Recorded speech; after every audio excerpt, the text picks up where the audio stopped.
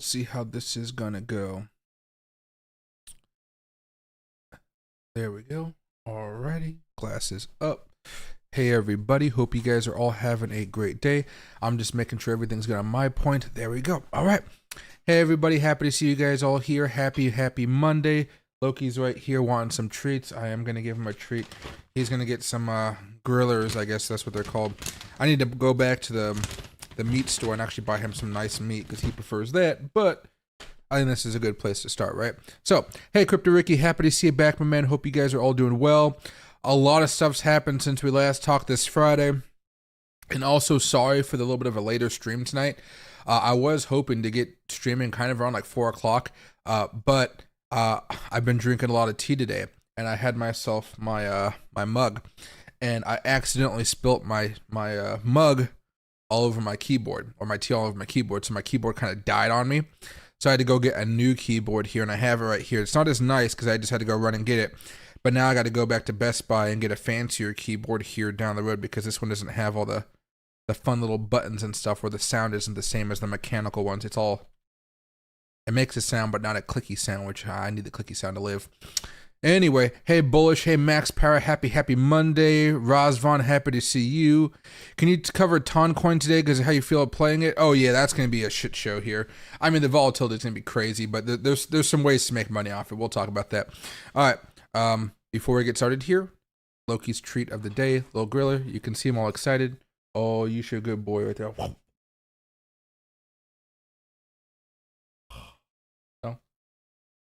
can you sit for me? Uh-oh. Uh-oh. Uh-oh. Uh-oh. You can see the years of training versus food. Can you sit down? Yeah, huh? Good boy. Yeah, huh? Alright. Anyway. Yeah, so a lot to talk about here today. Trying to think of anything else I'm missing out on today. Oh, and there's one big announcement. I guess I'll talk about that in a few minutes when more people kind of roll in here. I know YouTube's kind of going slow. And then a couple of you guys have been asking me about Simply Bitcoin as well. So depending on what news you guys want to talk about today, we can talk about a lot. The only story I really have lined up for you guys is this one. And that's because I feel like if you guys have questions and you really want to know, you'll take the time to ask. So this is the big news that I'm kind of looking at today, and that's the SEC's case against Kraken will proceed to trial. California judge rules. I know there's other one about TON and stuff like that. We can talk about that all day long because that's just more of a free speech issue right now. However, it looks like Kraken is a little bit of trouble here with the SEC. The SEC has been going after everybody, but Kraken has always kind of been that one good standard where, like, you think if Kraken can't be messing up because it's doing so little compared to a Coinbase, so little compared to Crypto.com. It's not even doing the same things, which is very, very, very surprising here. So this is going to go to court. This is the CEO of Kraken right here. Basically, it's going to go to trial. We don't know who's going to win, but the judge says there's enough here to go to trial. And as this kind of drags on, this is really going to be like a Rorschach test for you guys. Oh, not even a Rorschach test, perhaps. Basically, as this goes on, the trial is going to go well past the election. If Trump wins, maybe the case just goes away. If Kamala wins, maybe the case goes away, maybe, or maybe the case continues. I would say that I think there's a higher chance that the case just keeps on going forward and that Gary Gensler kind of stays in his position with Kamala as the president.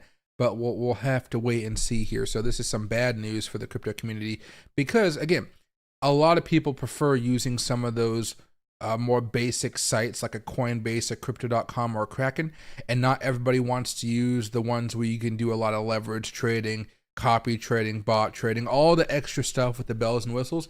You normally can't find that on the big three here. So the more we learn about this, I'm going to be curious to see if they actually win this or not.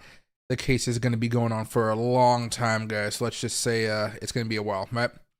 And hey, 88 Chromedome, cheers to you. I got some tea here after I spilled it on my last keyboard. I'm trying to be extra careful here, but I do got some tea. And hey, Michael, leave your keyboard upside down for a towel overnight. Dry keyboards often work again once they're dry. That's exactly what I'm doing right now. I'm basically just waiting. I'm hoping it comes back. I waited for a while, but I don't think I waited long enough, and it kind of just went on for a little bit. Then it turned off when I was typing, so I was like, okay, I just gotta leave it overnight. So we'll see. But I have like 2 extra keyboards in this house. I'm using this one right here. This one I had to go find in my garage, and I have another one upstairs in my sister's room, but I don't go in there without like her being in there, so I only can find this one here. And hey, OP Mary Productions, happy to see you as well. So that being said, with Kraken, we're just gonna have to wait and see. It's not a good situation. Futures are down just a little bit, but that was after the Dow's record close. We're getting back into that kind of FOMO territory here with the Dow Jones, which is kind of interesting.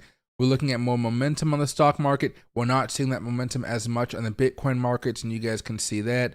We're still okay right now. I say we're still okay, but we got rejected like not once, but twice from the $65,000 level of resistance, and I don't like the way that looks right now. I mean, we were trying hard to break out and keep the momentum going because ultimately that's what gets the weekly charts to turn around on us. All we've been doing over the past few months has really just been looking at this same chart, right? Lower lows, lower highs, but a little bit more of a bullhorn, right? Where it's opening up a little bit here, but we're still moving down. Ultimately, we're still moving down. So when we look at those weekly charts here, nothing looks crazy. Nothing is surprising. We're just still moving down. And although we have these ups, the downs seem to be much worse than any up we typically would get. And then when we do have a good opportunity to buy, it doesn't really last more than, what did I say, like 7 to 10 days on average. And most of the time it's been getting shorter, like almost 7 days here over the past few months. And because of that, excuse me, you know, it's been rough to try to call some of these larger moves. I've told you guys that, hey, you know, I'll let you guys know when I go gung-ho into some really juicy swing trades. But for now, I'm just waiting for the weekly charts to kind of look a little bit better. And right now, those weekly charts still, you know what I mean? They're just not that good. However, you know, we can live with that for now because there's still been some day trading opportunities here. We go back over here, you see the change of character. Not much happened afterwards, maybe a slight bit of movement.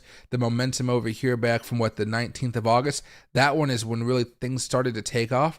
But we really didn't have that change of character except for on the 4-hour chart here, which is kind of discouraging because it almost feels like, man, we're not going to really be able to break out above $65,000. We're down to $63,000 right now. We've already fallen down $2,000 since we hit that level, and it just hasn't been that good. Go over here to the 15-minute chart. Let's zoom out a little bit, and you can just kind of see this move right here. We tried and we spiked once, spiked twice, and it just didn't happen. And it seems after that second time, the bulls gave up a little bit here, and we've been kind of dying back down a tab. I've been trying to find, like, hey, maybe things are going to turn around here or here or here on the momentum for the lower time frames. But right now, the 1-hour chart is still bearish. It's not looking good. 2-hour chart still bearish. 3-hour chart still bearish. 4-hour chart still bearish. It's going to take a little bit more time for us to be able to retest that $65,000 resistance level. And for now, I think we actually have the momentum we need to try to strike back up at that level.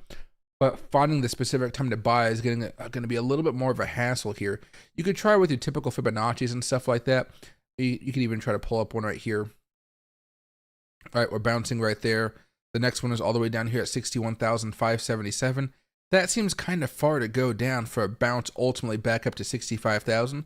So I would say more aggressive traders right now are just trying to hit this and see if it bounces. I'm not as optimistic. I think there's going to be some type of attempted liquidation move right here, and then you're going to see it maybe come back up here. Whether we break $65,000 or not, that still remains to be the question.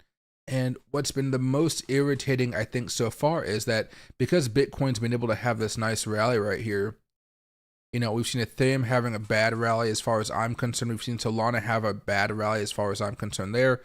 But you see things like Dogecoin being able to make a little bit of a larger move, WIF making a little bit of a larger move, Miro being able to make a little bit of a larger move, even though it died recently along with the rejection from Bitcoin. We've seen some opportunities here. I would say, you know, see if I can find right here, you know, things like Turbo and whatnot, you know, some of those meme coins, they've been doing well up until the day they're not, and they fall down pretty fast afterwards. Look at PopCat. Last few days, PopCat has ran up around 100%. I mean, 6 days, 100%. That's fantastic.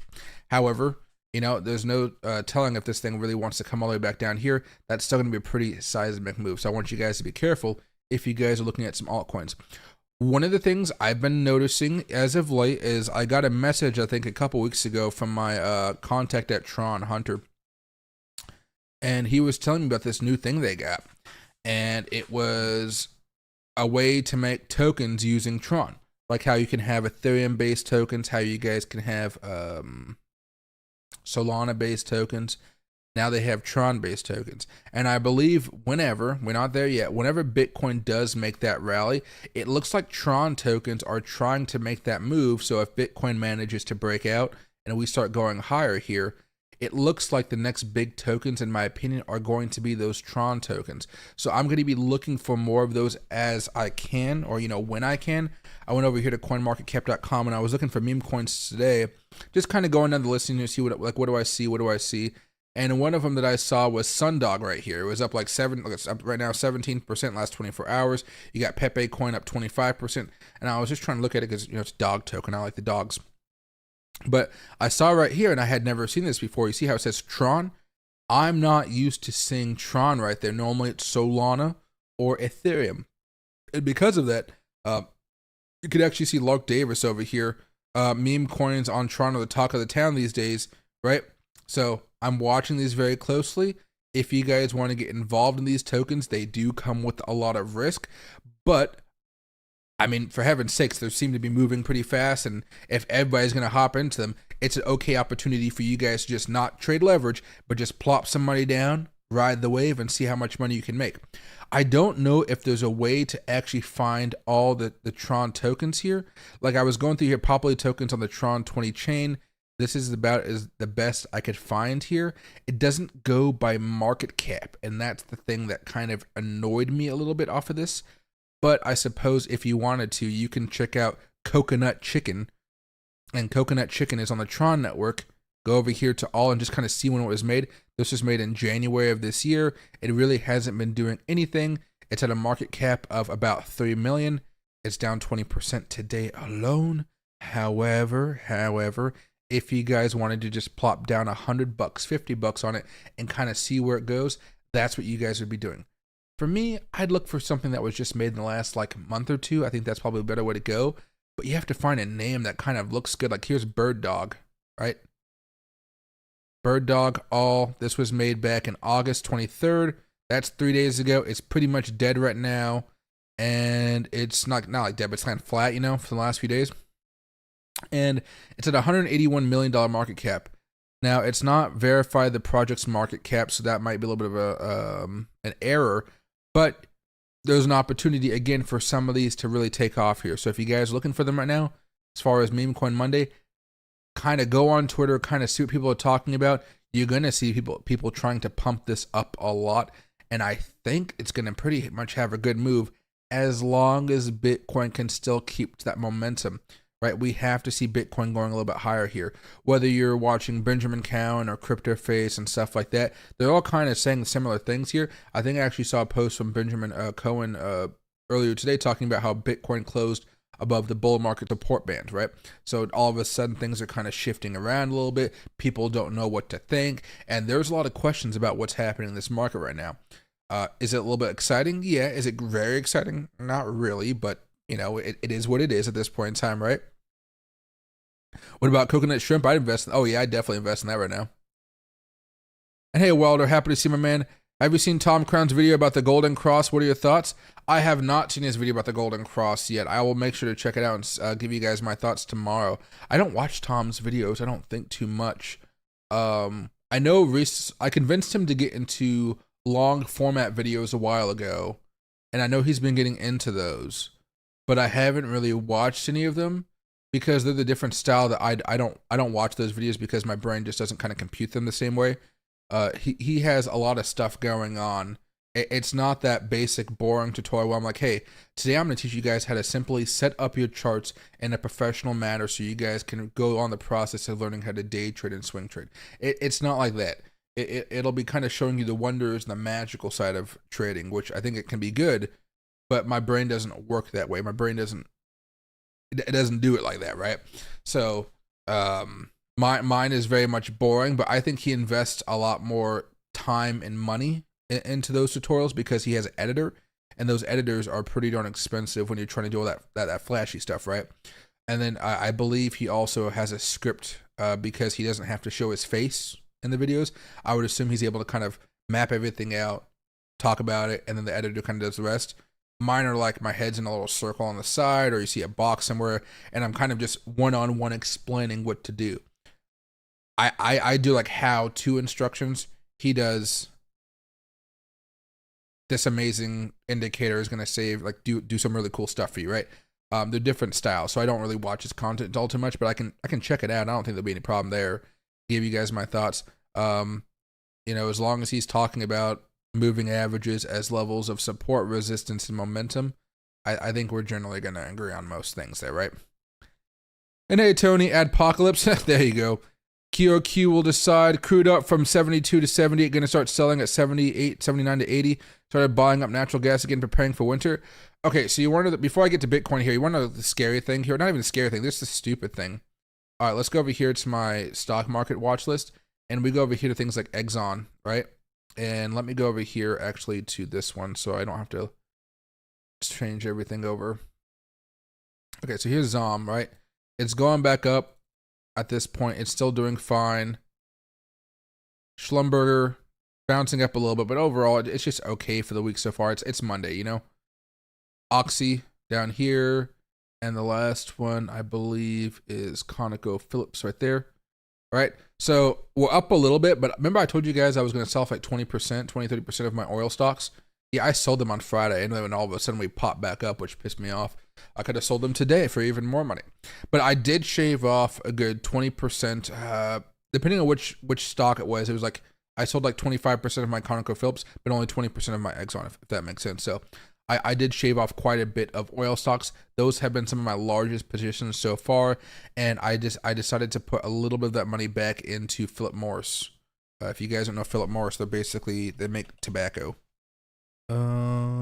Philip Morris. I gotta type out the whole thing.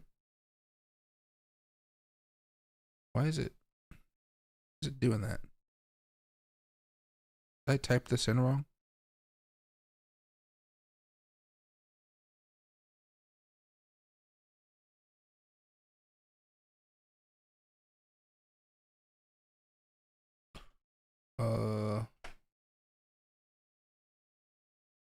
Oh, I misspelled Philip. All right, well that'll do it. I did two L's instead of one L. So let me just go over here. There you go. So this has been kind of working out for me so far. I told you guys I bought this a while ago, but it seems to be having a nice breakout. However, it is at a level of resistance right there. I'm kind of banking on it breaking out, to be honest. We haven't been this high like ever, pretty much. So giving this a shot here. Primarily, this is kind of a hedge for a recession. When people lose their jobs and they kind of down the luck, they typically take up bad habits to kind of make their lives easier. Cigarettes are one of those habits, and Philip Morris has a pretty darn good dividend here. So I think people are thinking the same thing. I was actually surprised it moved up so much today, but you can kind of see the abnormal way it's been growing. People are buying this up right now, and I'm happy to see it. I like calling out these types of plays for you guys, and they work out. Although this one's moving a little bit faster than I thought, to be honest, and I don't know why. Yeah, I really don't know why about that one. Things like Nvidia, I haven't bought back in just yet, but I'm kind of waiting. We saw the last breakout there, went up to resistance, now it's holding. There could definitely be another play right there. It was nice to see kind of a change of character breakout from here to there, and then on top of that, the momentum all hitting at the same day. That was a beautiful move, but it's just moved up so much. I'm kind of afraid of trading Nvidia right now. We'll see if I can get into it. Anyway, as far as Bitcoin's concerned, let's back up here very fast because I wanted to show you guys the market cipher version here. Let's get back over to Bitcoin. There we are. There we are. Okay. So I'm still learning how to use this a little bit here. Market Cipher is giving me some tips. Not Market Cipher. Oh my God. CryptoFace is giving me some tips. His brother has given me some tips as well. And I'm learning how to do this for the most part. But, you know, when you look at the oscillators down here, you see money flow is still good. You even see some of these good green signals right here where it shows like, oh, this could be a buying opportunity with momentum, right? See one right there and one right there. But overall, it just has not been enough to keep Bitcoin going, you know, up at this point. Bitcoin's really been faltering here over the past few months, and it just seems like it's going to be an issue for a little bit of time. if I kind of follow this momentum here when things really started to get going, you saw how we flipped from negative to positive way back over here. I might just wait for us to have a pure flip off of that one more time and kind of matching up with some of the levels of resistance and support that I like. So I might be looking at my own MACDs and stuff on top of it. Because all I've been looking at this is like the daily chart. Look at this. This has still remained bearish over the past few weeks here. I know this was kind of bearish over here as it kind of rose up, so I'm not too concerned. But you're seeing how right here, green signal right there, kind of almost when I bought actually. And you see this little bit of a red signal that's just popping up right here.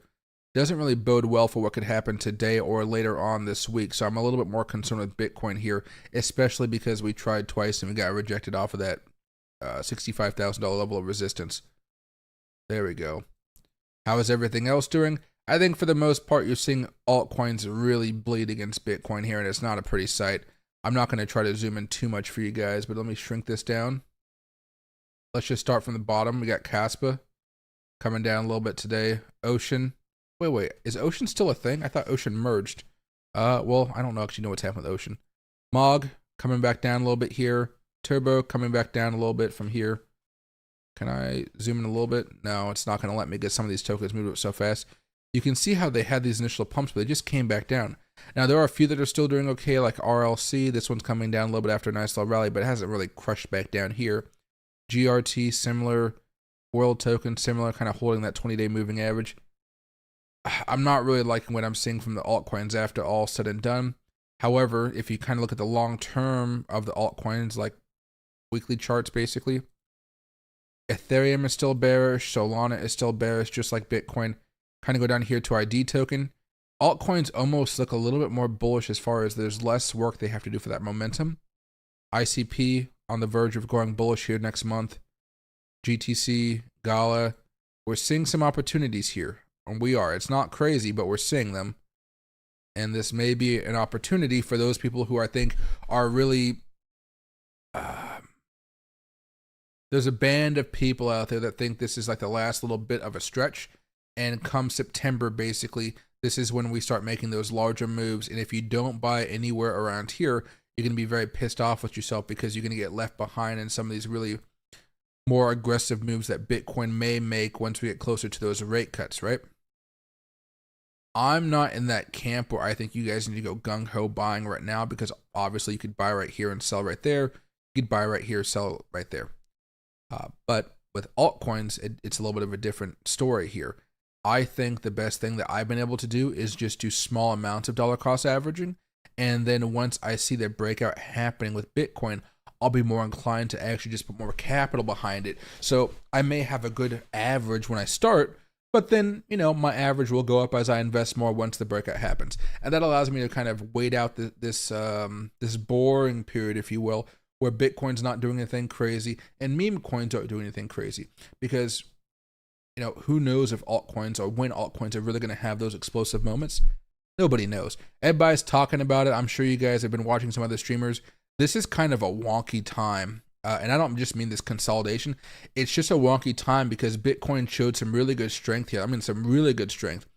Then all of a sudden, get trounced right back down here. And all this daily momentum that we've been building up, it's starting to fade. Now, it's not going to fade, I think, for maybe 1 or 2 more days. But that's coming around pretty darn fast here. Really darn fast. And then on top of that, let me see if I can go over here and pull it up for you guys. Let's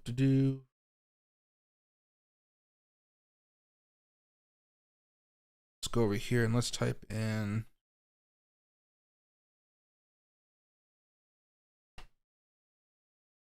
See if I can find the actual story for you guys.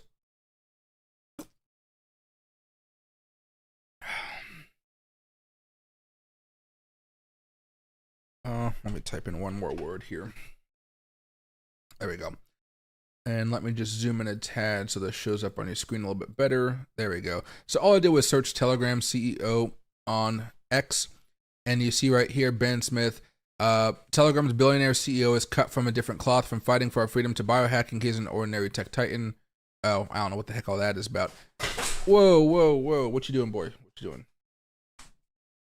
Okay, sorry, Loki tripped on my light, so now I'm like in the darkness part way. Like my light was pointing here, now it's like pointing there. Do I change it or not? Yeah, I don't like the darkness like that. There we go. They call me Batman, but that's a lie. All right, so see if I go down here. I mean, here's the quartering. I mean, there's a lot of different articles about this right now. The quartering, maybe one to look at here.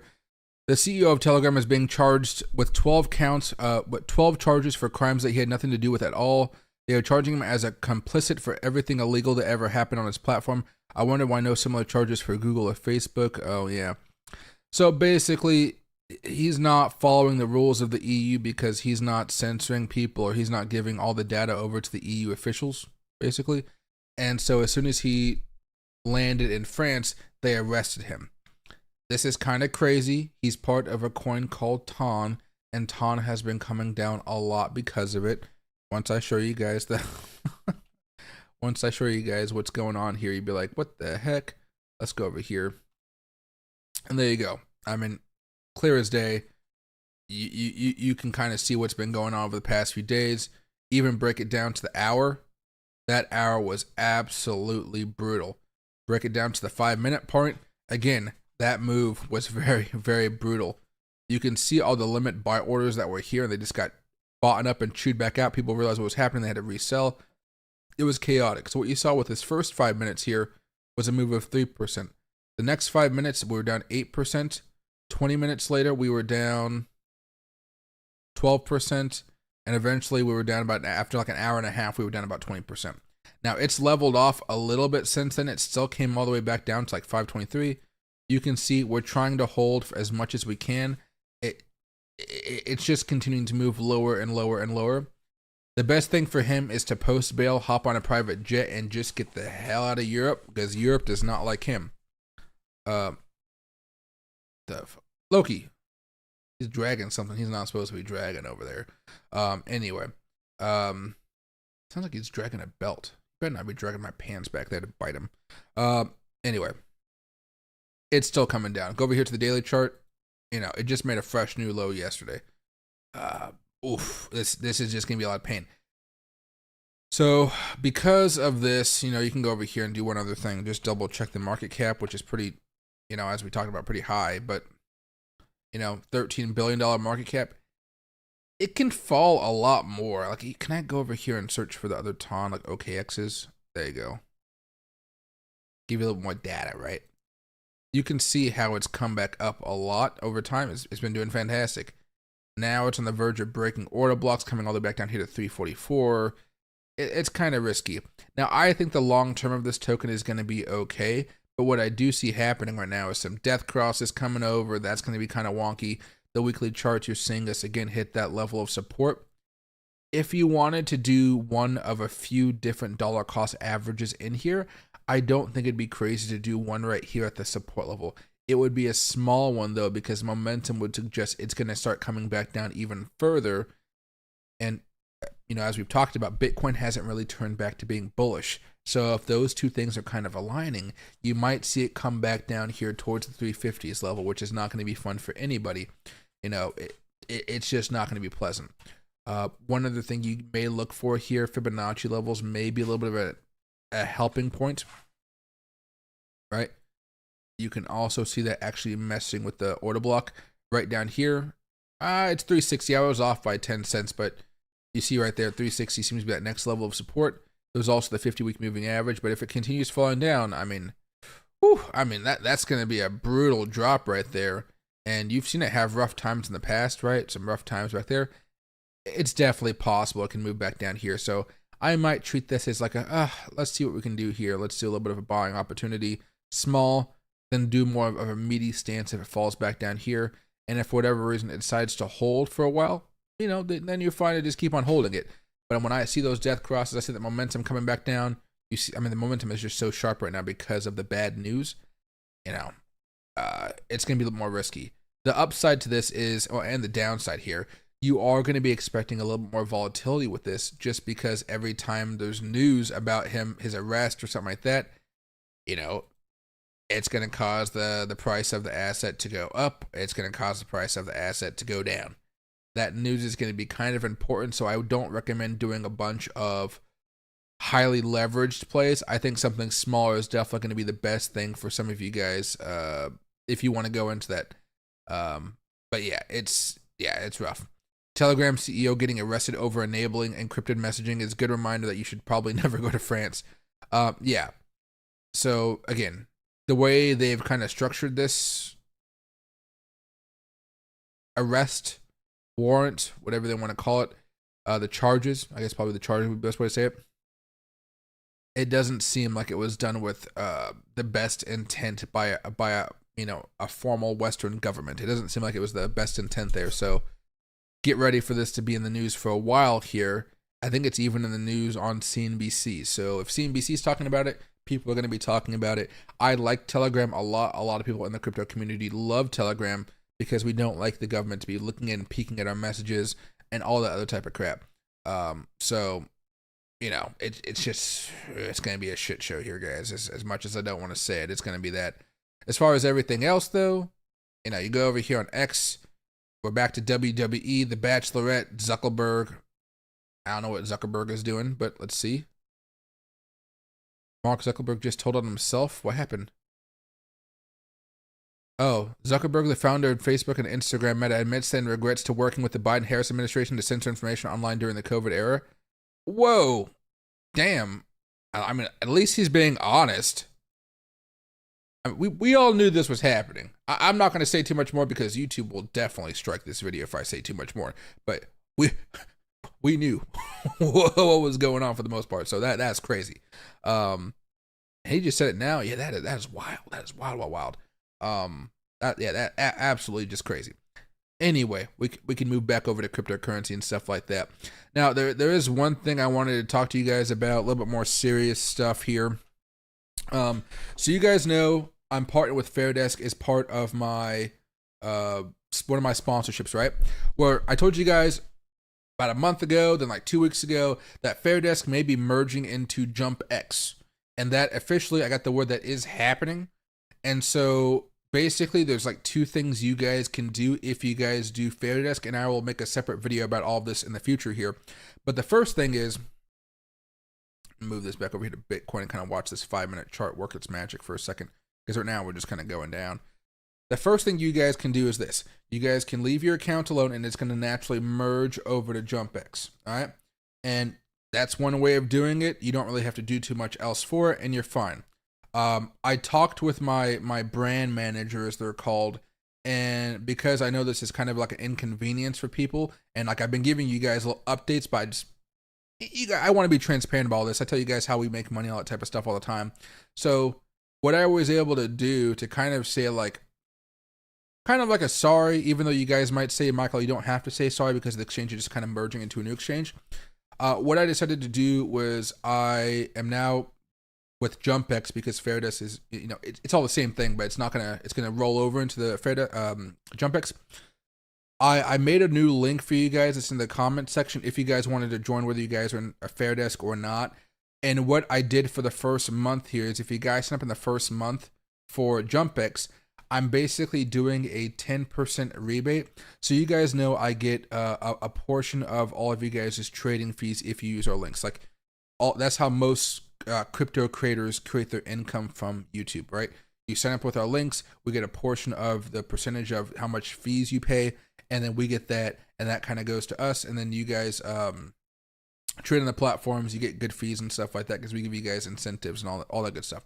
So what I did for you is I'm giving you guys a 10% rebate on all of your trades. So this is just for the first month, but basically, if you guys make sure I understand, I said this right way. So if you guys move, like you guys use my new link down below and you move money over to JumpX, basically every day, and it's usually at night, I think it's like midnight sometime, I think it's like midnight East Coast time, 10% of all of your trading fees that you incur for the day will be given back to you, and it'll go into your spot account. All right, so you guys may have a futures account, you're trading with all your futures stuff, right? And then of course, at the end of the day, whatever you guys did on fees, 10% of that will go into your spot account, if that makes sense. And then if you guys sign up within the first month, only for the first next 30 days or something, that's going to last for as long as you guys use JumpX. So I'm not ever going to take it back from you guys. I'm just going to leave it on there for the people that kind of watch the stream kind of normally. So you're going to hear me talking about it quite a bit over the next month. So you guys get the benefits here. You guys also get to start off at VIP 3 level, which means you guys are already paying less fees.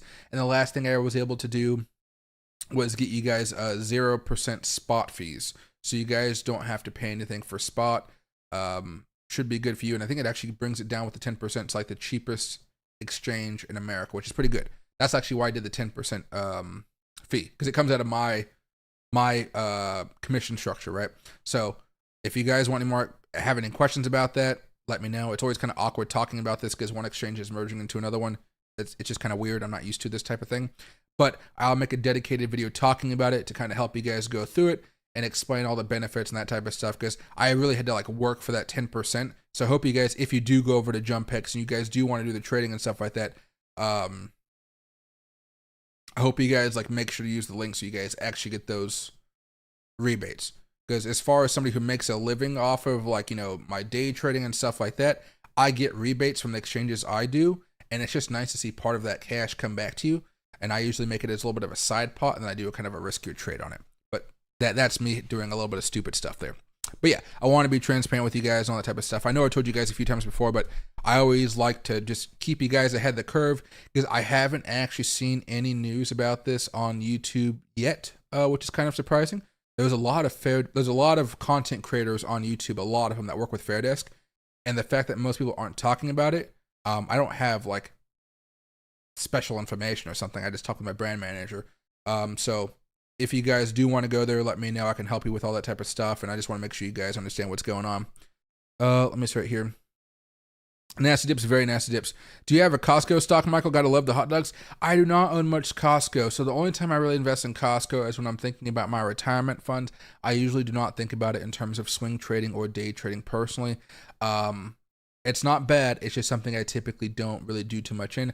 I think when I first started trading, it burned me a few times, and in the back of my mind, I just stopped liking it. Not because it's not a good stock. It's just because I'm petty. Boy, these ramen noodles are good. Spent my whole paycheck on crypto milk. What do you call it? I had some ramen the other day. It was pretty good. My sister buys this really nice stir fry stuff, and it's, you know what? It's not even ramen. Ramen has nice broth to it. The stuff she gets is more like a sauce, and it's very interesting to try. But it's also more expensive. I like Shin ramen with beef, bone broth, whatever. It's very expensive, but it's not as expensive as the stuff she gets. I go to the Asian Costco's and I go buy it there. You can buy a whole pack of it. It's delicious. It's good in an emergency, and I like it a lot. However, it just I'm not supposed to eat too many carbs, so I can't eat it too much, but it's delicious. Would you short it? LOL, might rotate my bag to MOG. Would I short Toncoin? Probably not, just because of how crazy the news is going to be. And if I did go into that, I'd really like to go in for a leverage play, which is a little bit more risky. As far as Bitcoin right now, it's definitely worth being shorted over going long, unless you guys are trying to, again, bounce off some of those support levels here. You go over to the daily chart, we're coming down a little bit, right? We're kind of hitting this old level of resistance that we're at. You can almost think of this as a little bit of a box here, right? Think of that little box right here. We're hitting that right there. Now, are we going to bounce off of it? Are we going to break down? That remains to be seen. But as far as what I'd be looking at right now, yeah, I'd probably be looking to short this on something more of a scalp play. Would I be going long on this? Not yet, until I see that 1 hour really start to give me a little bit more juice. And that 1 hour is still coming down just a little bit too much for me. I think there might be a little bit more juice to push us down before it tries to make something more of an abrupt push up. I'm thinking whales are going to have to take over for us here. This is a 12-hour chart, looks a little bit different, but you know, I think we're going to have something abnormal happen here, like whales coming in to save Bitcoin from coming back down, which really sucks because the momentum was on our side. You can see momentum struck right here. We started going back up. It was very, very beautiful. 65,000 bucks came on, and we just broke back down. Remember, there was a video I made, I think last week or the week before. I forgot I was in Philly, so let me go back over here very fast. Crypto Faces Live. Let's go over here. I said something about $65,000. $65,000. Was it a while ago? Was it a month ago? Am I blind? No. 2 weeks ago. Wait, maybe I just said it in the things. Okay. Well, I know oh yeah, can Bitcoin break here and hit oh, I meant at hit and hit at 65K. Oh, that's why I didn't give you guys technical analysis when I was talking about this. So 6 days ago is, so that's 1, 2, 3, 4, 5, 6. So this is back over here Wednesday of last week. This is back when I was in Philadelphia. Damn, time is moving very slow right now. But I was talking about this, and I was like, there's a good chance we can actually break out here because momentum is on our side. But I don't, we hit 65,000, but obviously we didn't break out above it. But you could see the momentum was there. Right now, momentum is just, it's really bad on the 1 hour chart, 30-minute chart, 50-minute chart. 50-minute chart, you can see a little bit of fun there, but not really a lot happening here. Kind of icky. You can see momentum shifting. What did that give you? That gave like a half an hour trade. I mean, is that what you want to go to? You're really going to have to do some crazy leverage if you want to make some good money here. Which, of course, never fun to do that when the market's going against you. And hey, Walter, yeah, so I'm really excited about what happens with Fairdesk and JumpX. So here's the JumpX page right here, so you guys can see it. It's just like any other exchange. I know it's kind of cropped off to the side here, but you go over here to the markets, the futures, stuff like that. You can see all of the trades here. I'll be doing a lot of my trades here over the next month. You can kind of go over here to like it has like the same thing. It's like assets, right? It'll go over here to dashboard. It'll kind of tell you how much money you have in here. All of that. Right now I have like 0.183 Bitcoin. Look at me. But it'll tell you the VIP level right here for VIP level 3. It'll tell you last login time. It'll, all the stuff you normally have to do or you normally have. It'll have all that stuff, which I think is nice. For me though, I typically like to zoom in a little bit, but that's me. I like to have it all kind of here. And that's usually because I have a bunch of monitors. So if I'm trading on here, I'm also going to have on my wide monitor over here to my right hand side, I'm going to have the trading view with like the 8 different charts open, kind of looking at different time frames of Bitcoin and kind of see what I like. And as I'm looking at this right now, I mean, look at this. Okay, let me just make a new layout because I don't actually remember the layout I had before. So let's just go to formal. Nope, that is not what I was asking for. And why is this full screen? There we go. Load layout. No, not load. New layout. Formal layout 8. Okay. So we got Bitcoin here. Let's just take off the volume very fast. Let's add on our smart money. And for now, I don't think I need to have the oscillators on here, but I will add them anyway just to make sure everything is fine. We need to do the colored candles. We need to take away the order blocks here for now. Oh, actually, let's just do the price action concepts. If we got the paid indicators, might as well use the paid indicators, right? So colored candles, order blocks, we don't need these for now. Buy order, yes. Show pattern zones. We can do that. We can do patterns, maybe even trend lines here if we really want to do that. We can have some fun with that. Do we want the Fibonacci's? No, we don't need to have auto fibs there. I think we're fine. And then what I'm going to do here is go over to weekly chart, and I'm going to go over here to my final one. And then what we're going to do is go over here.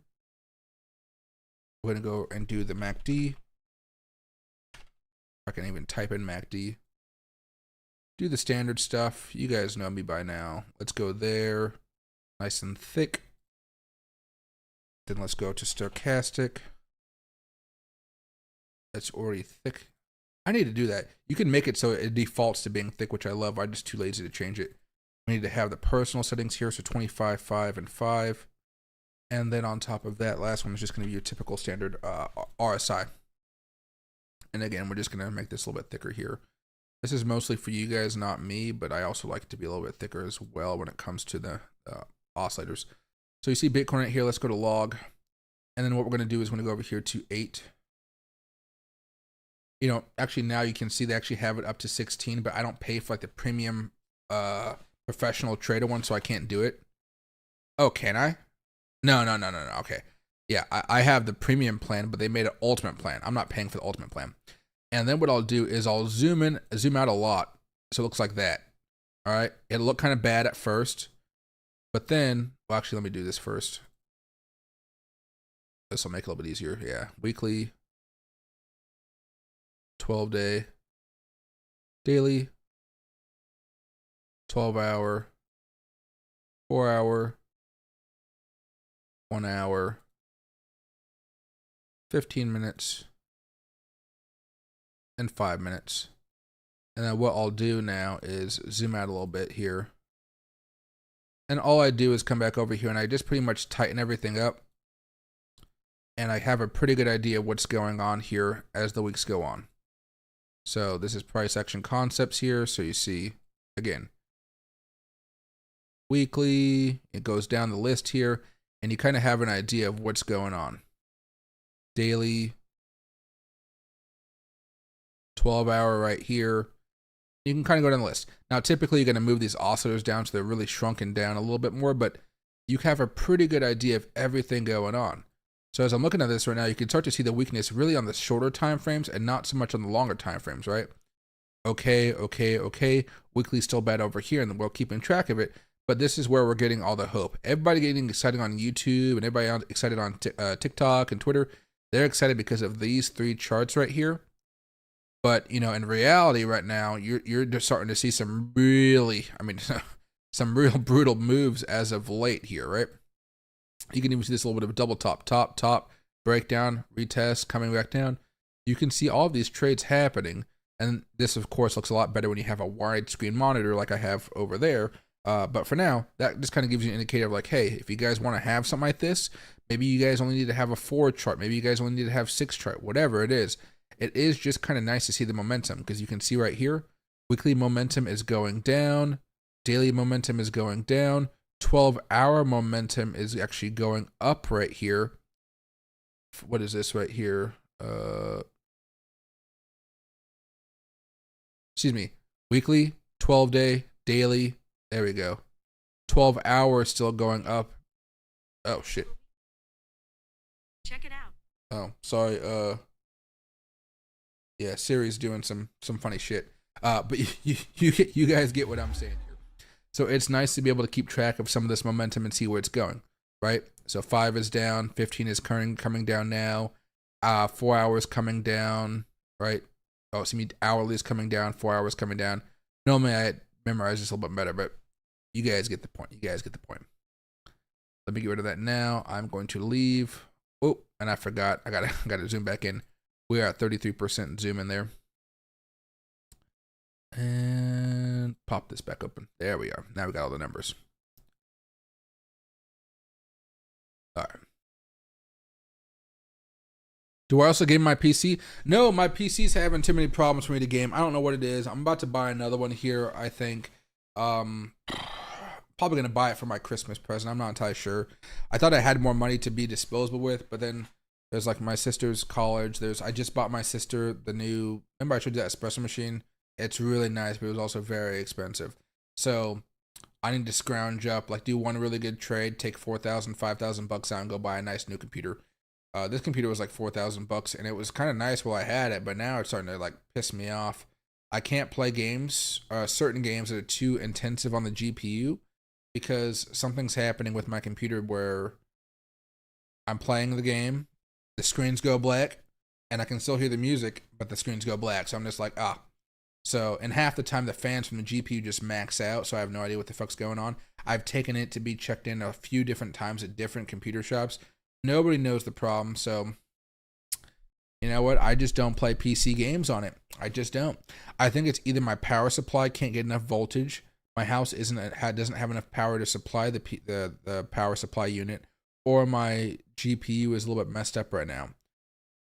I don't really want to go tinkering and finding out every little thing about it, so I think I'm just going to keep this one as a work-only computer, and I'm going to buy a new computer that's pretty much just going to be used for, I'm buying a new computer and a laptop too.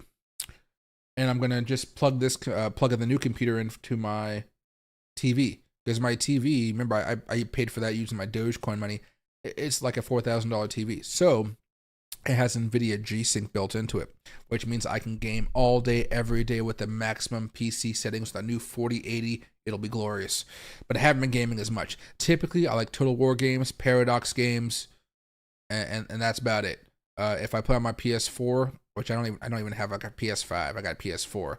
I'm waiting for the PS6 because I got so pissed off waiting for the PS5. I play a bunch of shooter games like Battlefield every now and again, but I typically haven't had that much time to game, which has been really shitty, but maybe I'll get back on that horse in a little bit. Let's see if I can pull this out right here. So Bitcoin's down about 0.03% today, which is basically it's unch. It hasn't been doing much, but you are seeing a little bit of money flowing into altcoins right now, just a tad. You can see Floki right here. Didn't I talk about Floki today? Yeah, Floki breaks out. I talked about Floki breaking out 10 hours ago. So if you guys watched that video, you're starting to see some good returns from that. I don't even know what 10 hours ago was, though. This was 8 o'clock, so that means it's like 10 o'clock. Bloopity bloopity bloop, bloop, bloop, bloop, bloop, bloop, bloop, bloop, bloop. That's right here. You're actually breaking even here. Oh, we were talking about this holding support. Okay, yeah, that's what we're talking about. Well, I'm watching Floki very closely. I have a long on this right now, but apparently it's flat. So we'll see what Floki does. Anything else doing anything right now? Let me take a peek here. FTM is making a little bit of a move. Loom seems to be done. Loom is gone. Oh, that's a sad state of affairs. Fetch AI is up a little bit more. Fa is making a big pump. Oh, and it's coming back down hard. We bought Fa a long time ago, if you guys recall. It was like back over here. I think it was back in March. No, that's August. Oh, I'm on a 15-minute chart. Oops. Daily chart.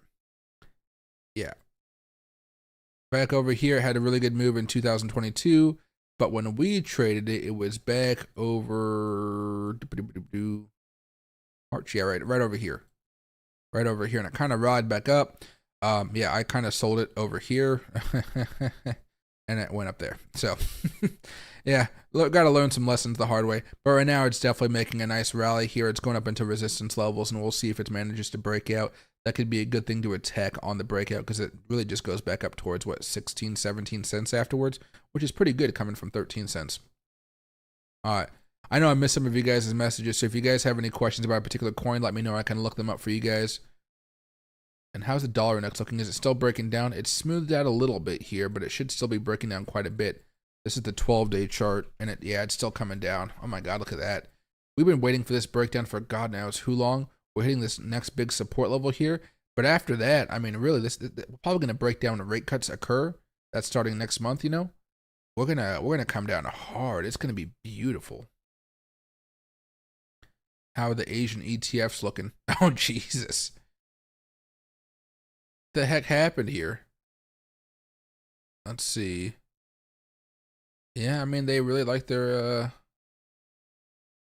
yeah. Oh no, this is the one that so this is actually the first day of trading. This is the one. Okay, yeah, here's it. It's yeah, this looks pretty much like Bitcoin with some scary moments involved. Well, you can get some really good deals on some of these ETFs because they gap down so much. We can stick with the 15-minute chart here and kind of watch it for a little bit. There you go. I have some free time. I can come up and help you fix your PC. Well, dude, I don't even know what it is, though. That's the thing. I have no idea what it is. Can you look at... oh, Gambit, I'm so sorry. There's a heart blocking your thing. Bump. There you go. TRX, yeah, I can look at TRX for you very fast. Actually, I don't want to look at that one. I want to look at...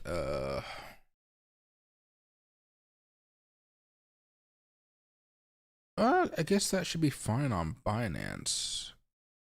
Let's go with this one right here. I like that one a little bit better. There you go.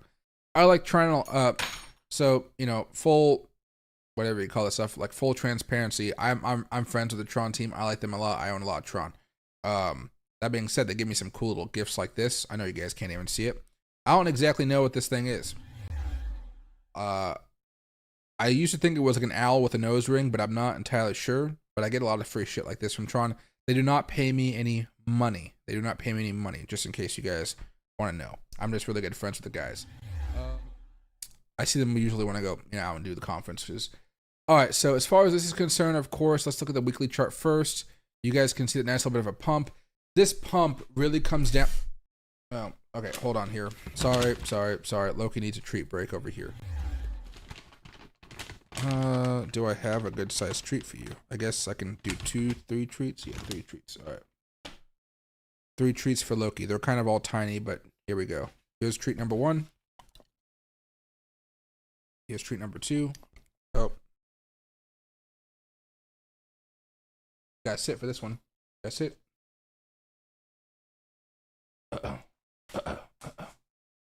Treat number 3. Good boy, Loki. Good boy. Yeah. See. Yep. Yeah. All right. And so Loki got his 3 treats. Get out of here. Get out of here. He's trying to come back over to drink some of my tea. There you go. Dogs can't have tea. Silly dogs. All right. Back to Tron. So I got sidetracked there for a second. A lot of this pump, in my opinion, has been because they've been able to get into the meme coin game and do it very successfully now. So I think you're going to see Tron getting more hype because of this. And while I'm not going crazy and buying lots of Tron because I already have a pretty sizable amount, I'm still thinking this is going to do pretty darn well. So the weekly chart, you're seeing bullish momentum on this when you're not seeing bullish momentum from a lot of other assets here, which I find to be kind of shocking because typically Tron isn't so much of an outlier as some of the other tokens out there. Look at the daily chart. We've had bullish momentum since August 14th, the same as Bitcoin, but this is really just decided to kind of go gung-ho and keep on going up. This is not a sustainable path. You can see that price action. That is not sustainable, but it can be kind of great for day trading if you want to play it that way. You're seeing how we're about to tilt back over into bearish side here. You might see something more of a plunge back down into the 15 to 14 cent range here pretty soon. And I think that's kind of a good shorting opportunity or a dip buying if you're trying to wait for something a little bit more in the future. Now, 4-hour chart, you're already starting to see it get a little bit more bearish here. This isn't really the end of the world because the daily still remains kind of really positive. But you're seeing those signs of weakness right here. See that right there? Bearish, bearish, bearish. Now, it's still going up during this time, but that bearishness is not, it's really making it a little bit more difficult to really get those nice gains. Right now, we're starting a new cycle of bearishness. We'll see where we go, and also the moving averages are just a little bit closer. I was looking at this thing earlier today, and I think the 1-hour chart was where you got the most good day trades here. Yeah, right there. Change of character, nice day, a nice trade, nice trade, nice trade, nice trade, nice trade right here. So that 1 hour is pretty darn good if you want to listen to it. It's going to get a little bit more choppy, of course, so you might not be expecting some of these larger moves.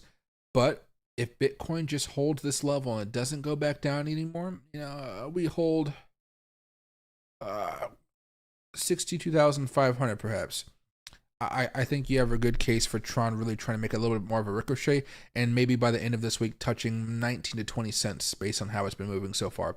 So I think Tron is going to be a good thing for the next few weeks, but it's not just because of Tron and how it's been able to go back up. Some of you guys didn't like that I own Tron back over here in 2022 and 2023, but I like it.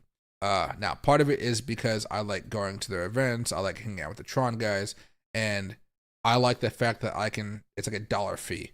Something about $1 fee for moving crypto around just seems miraculous because I hate the fees of Ethereum. I hate Bitcoin fees. I hate all fees. But when you can transfer using Tron, it's like $1, and it's always $1, and I always love it.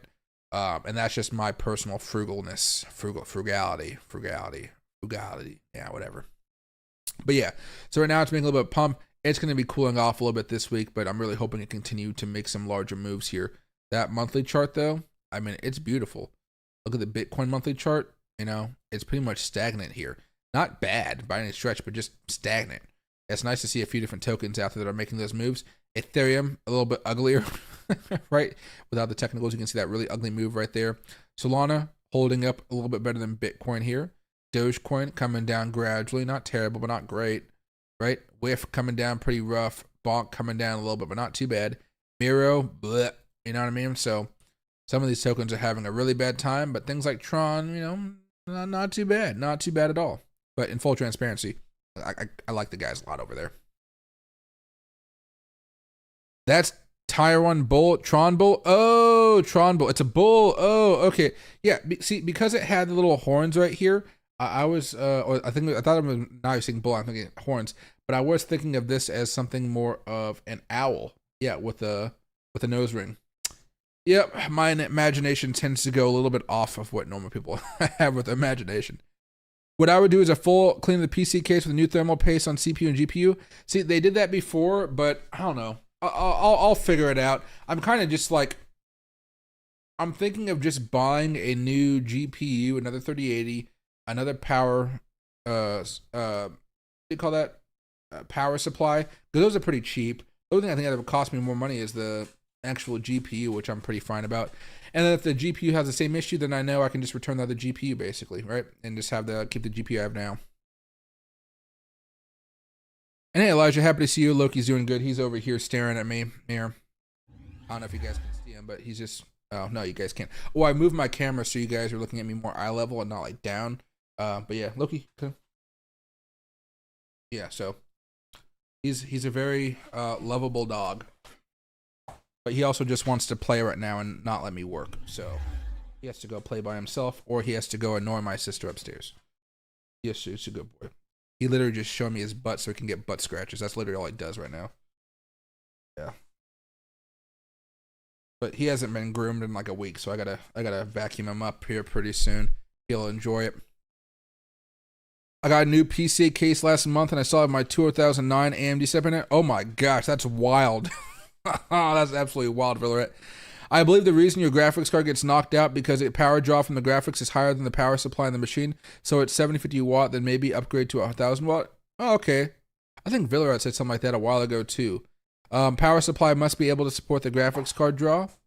Yeah, I don't know exactly what type I have, but I'll take it in and I'll get it upgraded just for the just to do it. You know what I mean? Just to do it. And I think that'd be a good help because it's been happening for a while, but I just, you know how sometimes things happen for a while and they don't. It only happens when I play those really rigorous games though on the system, like when I'm maxing out graphics and stuff. If I don't max out graphics, nothing bad happens. So it's probably something to do with something there. So it could be power supply. But yeah, luckily I think I've looked at power supplies before. I think power supplies are insanely cheap. I think they're like less than like a couple $100 online. So I think I just have to go into, I'll go buy it at Best Buy because they know what computer I have. They helped me build it, so I think that'll be fine. So, but yeah, it sucks. It really sucks. Back when it was at its worst, I'd be streaming and then it would go black. And then I would be like, oh, fuck. I just start cussing up a storm. I don't think you guys were able to hear me, but I'd be cussing. Maybe some of you guys did hear me. Who knows? Let me go back over here very fast. I want to see if there's actually any tokens making moves right now. Oh, Helium is up 15%, guys. Akash Network is up 10. Floki's up 2.3. Artificial Superintelligence Alliance, oh my god. That's up 2%. Really not much is happening right now besides the Helium, and I would say the Akash Network right now. Anything crashing?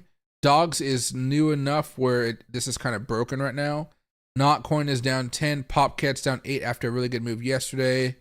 Ority's down. Ton, of course, is down 7%. World Token's down a lot, yeah. Even Brett, wow, Brett is down 5% right now. Let me go to do they have, if I go over to memes, can I do meme coins off of a particular chain, right? Categories. No, I can't. See. Yeah, Tron ecosystem. Let's just do that one. So mostly everything is down except for that Sundog. I talked to you guys about Sundog earlier today. This is something more of a really high risk type of thing just for you guys to know. Let me see if I can pull it back up here.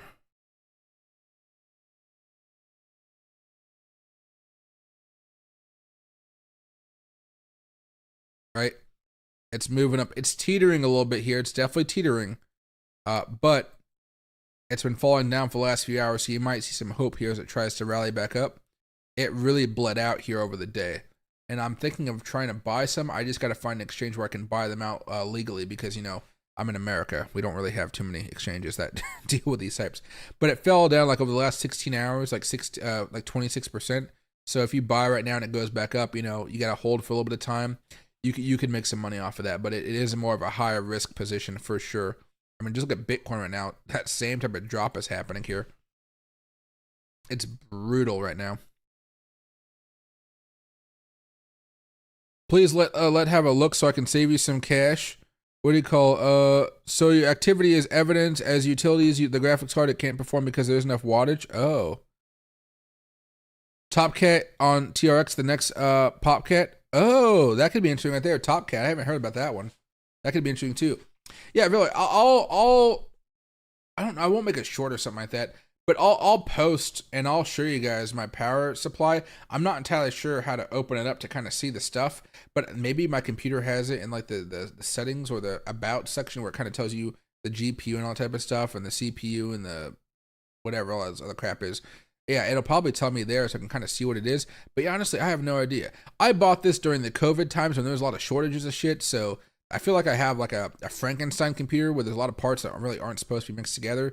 But I really needed a computer to stream for you guys because typically I would just do a lot of my trading on my laptop and I just kind of, stare at the computer all day and be like a freaking zombie myself.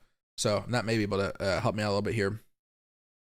Week says Sundog. Oh, there you go. Yeah, I have a link for Weeks down below if you guys want to use that for meme coins. They have a lot of meme coins over there. Yeah, so that'd be good. Oh, and just as a reminder, Fairdesk is sunsetting. So if you guys have any money on Fairdesk, use my link down below for JumpX and everything gets moved over from Fairdesk to JumpX. And then you also get the 10% rebate, which means that you guys don't actually have to, like, every day after you're done trading, you get 10% of your fees back to you for free. And that, if you sign up in the next month, it'll last forever. So as long as using JumpX, you guys can get that 10% back unlimited, which is really good if you guys like to trade large quantities of money. Some of you guys have some crazy fees. Some of you guys have low fees. But if you guys have fees and you guys don't want to have to pay all the fees, it's a good way to go, right? Would you throw $100 or so into the new dogs? That's like 80,000 coins. Wondering how high that one can go. I mean, right now, I don't see the harm as long as you can kind of think of that money as casino money. I really don't think it's a bad thing. I've been looking at all these new tokens popping out, specifically on Tron, and they seem like there's about to be a hype storm about them. And you're starting to see the crypto community kind of realize that. I think quite a few people have realized it already, and you're starting to see the influencer class figure out that they can make money promoting all this stuff. And so I think you're going to see a lot of them talking about it a lot more, and they themselves are going to have a lot of money invested in these tokens as they pump them up. So Tron is definitely going to be a place where people are going to be going for these types of tokens. And even if it's not, it's still going to be good for day trading, if you ask me, or even some type of longer term investment. But the patience is going to be key there. And at the end of the day, it could be $50, it could be $100, it could be $200. Whatever you feel comfortable with is going to be the best number for you. An incredible amount of work has gone into this historic mission by an amazing team. We are triple checking everything to make sure there is nothing more we can do to improve crew safety. Oh, Elon's here. What do you call? Guys, this isn't so much about Elon as far as Boeing. Boeing, my God. Boeing is the pride of Washington State, and we are kind of sucking right now as far as Boeing is concerned. Like, they can't even rescue their own people. So they have to go over to SpaceX to rescue the Boeing astronauts. Absolutely wild. Elon Musk must just be savoring this moment. It is absolutely insane there. What exchange has Tron for buying these memes? It's going to kind of vary here. So the exchanges that I'd recommend, so Fairdesk, that one may have a couple, but I don't think it's still going to be around in a few weeks, so just don't put any money there. JumpX is going to have a few if you wanted to go there. But I think specifically, we've talked about Weeks, and I think Blowfin is probably going to have some options there as well. Because I know if I go over here to Blowfin, and I go over here to Futures, right? I go over here to Bitcoin. I'm still scrolling. I'm still scrolling. I'm still scrolling. I'm still scrolling. I'm still scrolling. I'm still scrolling. I'm still scrolling. I'm still scrolling. I'm not going to say it again, but there you go. Yeah, right. So there's a lot of tokens over here. There are lots of meme coins over here. So what you would do is you might just look at all these meme coins and see what's going on as far as, Tron. Are they on Tron? Are they not? And you kind of have to look for them that way. The other way is we just talked about Weeks. Oh, let me not log in. Let me just show you guys this. Futures Zone, Futures Pro. If you guys are using Wix and you guys want to learn a tutorial, I just put out a tutorial a couple days ago if you guys want to watch it. All right, now over here again, scrolling. Let me just, woo. You know what I'm saying, right? All these are new right here. Sundog is new right here. Zero fees right there. Dogs right there, another one, 0 fees. So I would say that Wix is probably the best one. So if you guys want to sign up using my link down below, it'll give you some discounts and stuff like that. I'm one of the few influencers that does the discounts for you guys, and I hope you guys appreciate that. You guys might notice it because you're still technically paying fees, but you're not paying as many fees as somebody who didn't use my link, which is kind of nice. And I think that's better. That way you guys can actually stick to the exchanges I'm using, so when I'm trading on something, you guys can see what's going on and vice versa.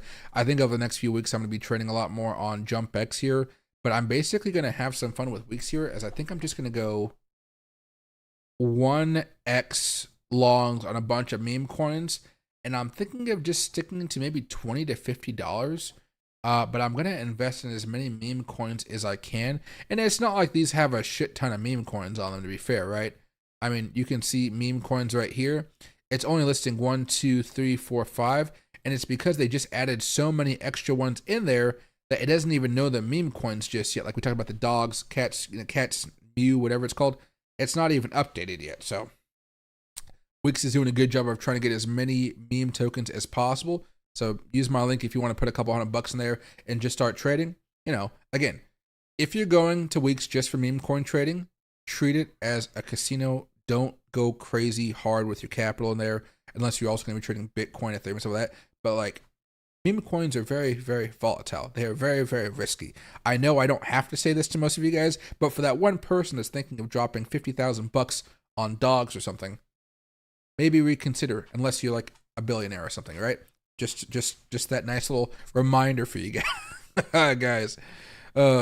But I would say right now, Wix, then Blowfin, then JumpX. JumpX I like mostly for doing a lot of Bitcoin and Ethereum trading so far, as I've kind of tested it out. It's basically Fairdesk, but it's faster than Fairdesk, and I've been talking with them about getting more meme coins on board, so they're basically going to try to get more meme coins here soon. I'm basically just like literally telling the guy daily, like, hey dude, you got to put some meme coins on here. Tron is going to be the next big meme coin craze. Might as well just do it. You get more money out of it. You know, you can get more people to sign up and stuff like that. It's just easy.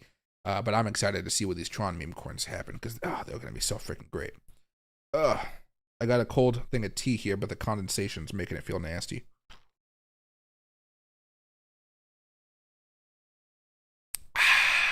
There we go.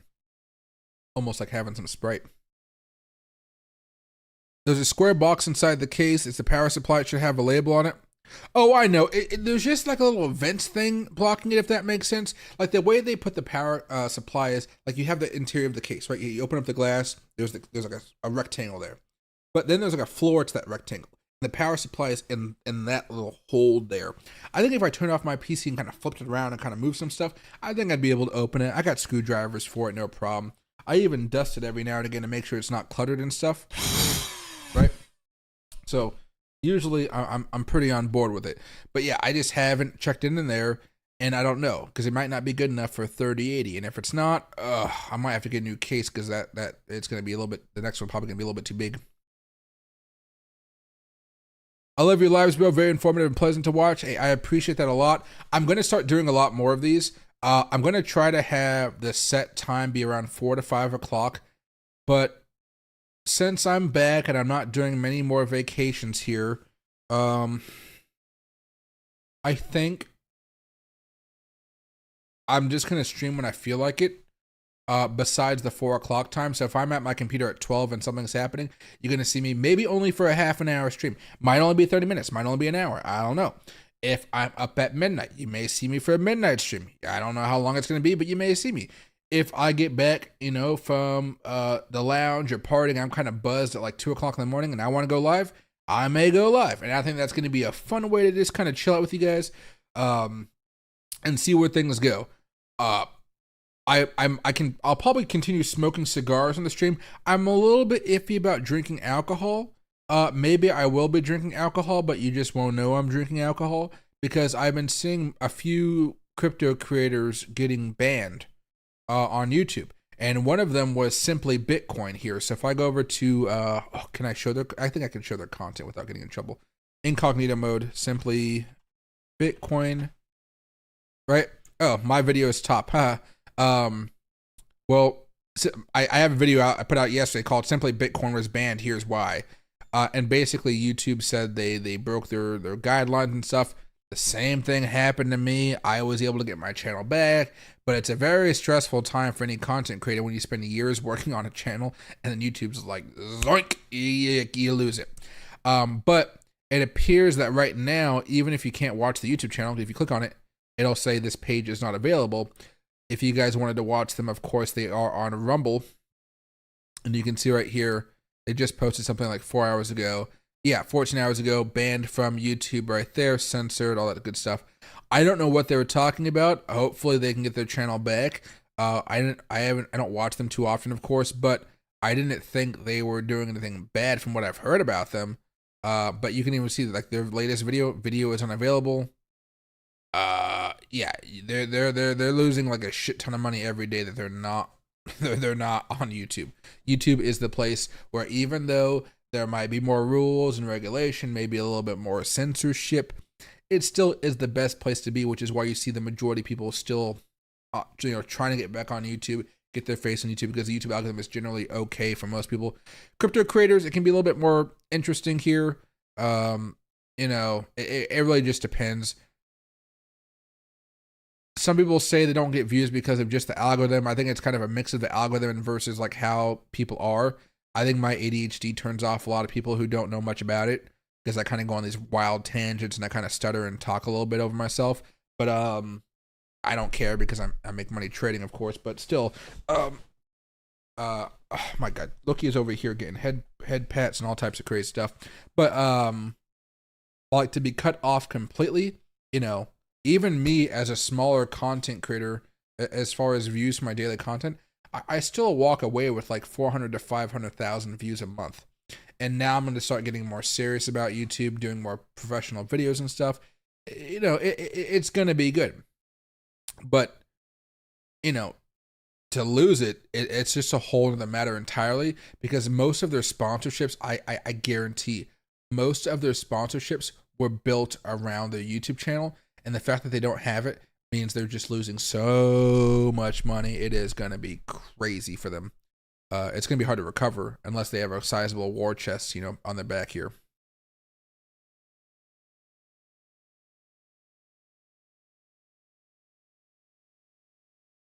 Hey, Moon, Oxy, my dog, yeah. I've been coding your strategy, adding MACD, stochastic, and RSI together with smart money concepts. Oh, yeah, how have you liked it so far?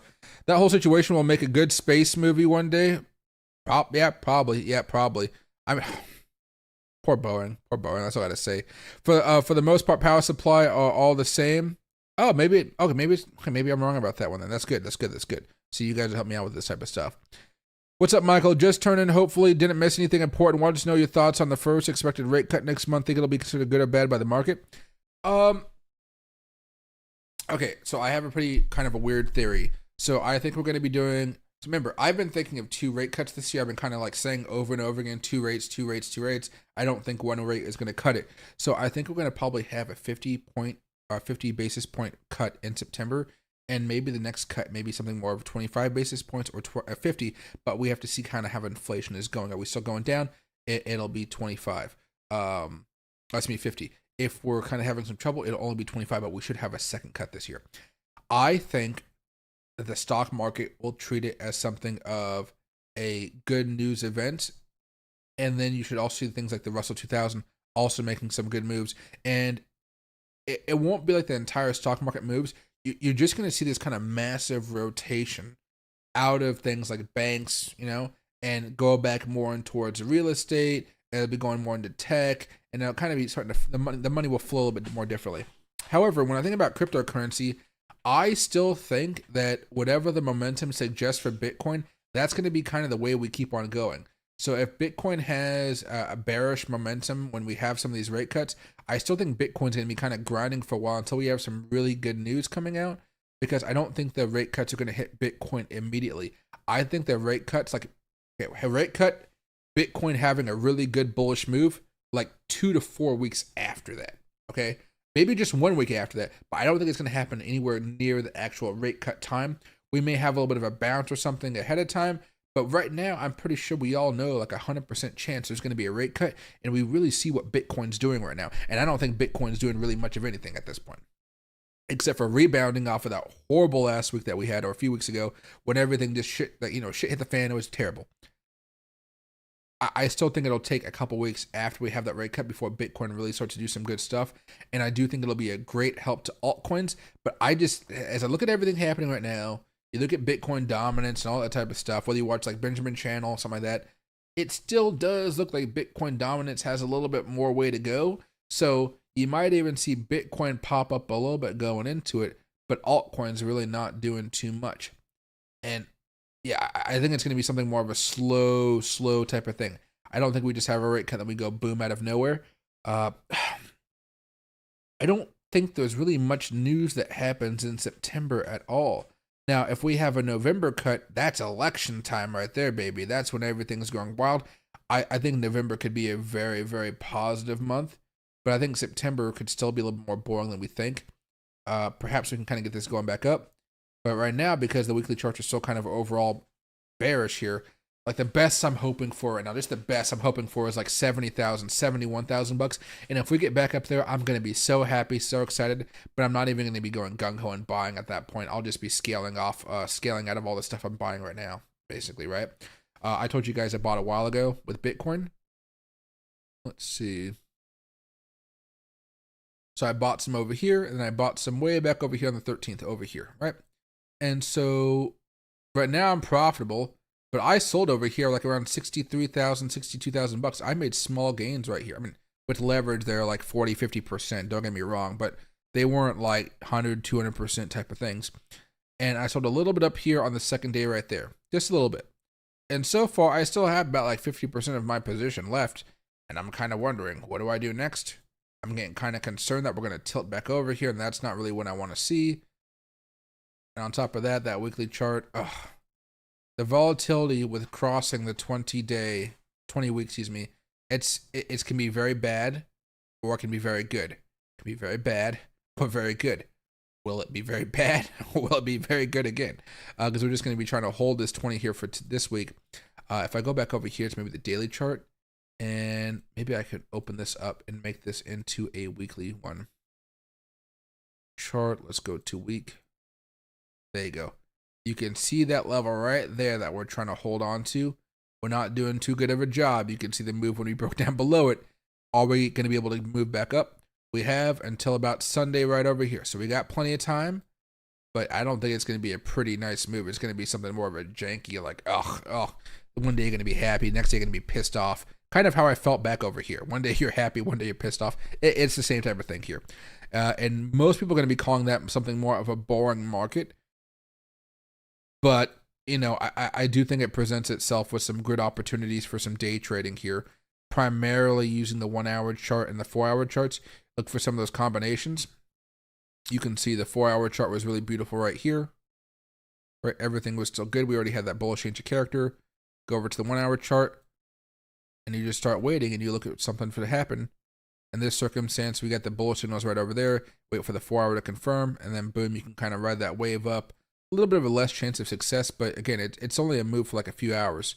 A breakup structure right here, everything was aligned. You're still looking pretty good. Red change of character right there, you're probably out for a while. You can try to go there, but it looked kind of murky on the 4 hour chart by then, which is why, right? You see I was already tilting back down. A little bit iffy. It did actually end up moving up for a nice little sky, like a little pop, but again, it didn't really last too long because that 4 hours really draining you here, so. It's a riskier time to be trading, but there's still those opportunities if you ask me. There you go. I mean, right now, Bitcoin's trying to bounce off that support we were talking about. It's not doing the best of jobs, but it's holding, right? It's holding. I like the streams when you buzz. I remember that one fun to drink with the live. What do you call? I'll do it. You guys just won't see me do it too often. I think that's this thing. You guys won't see me because I don't want YouTube to try to be mad at me and stuff.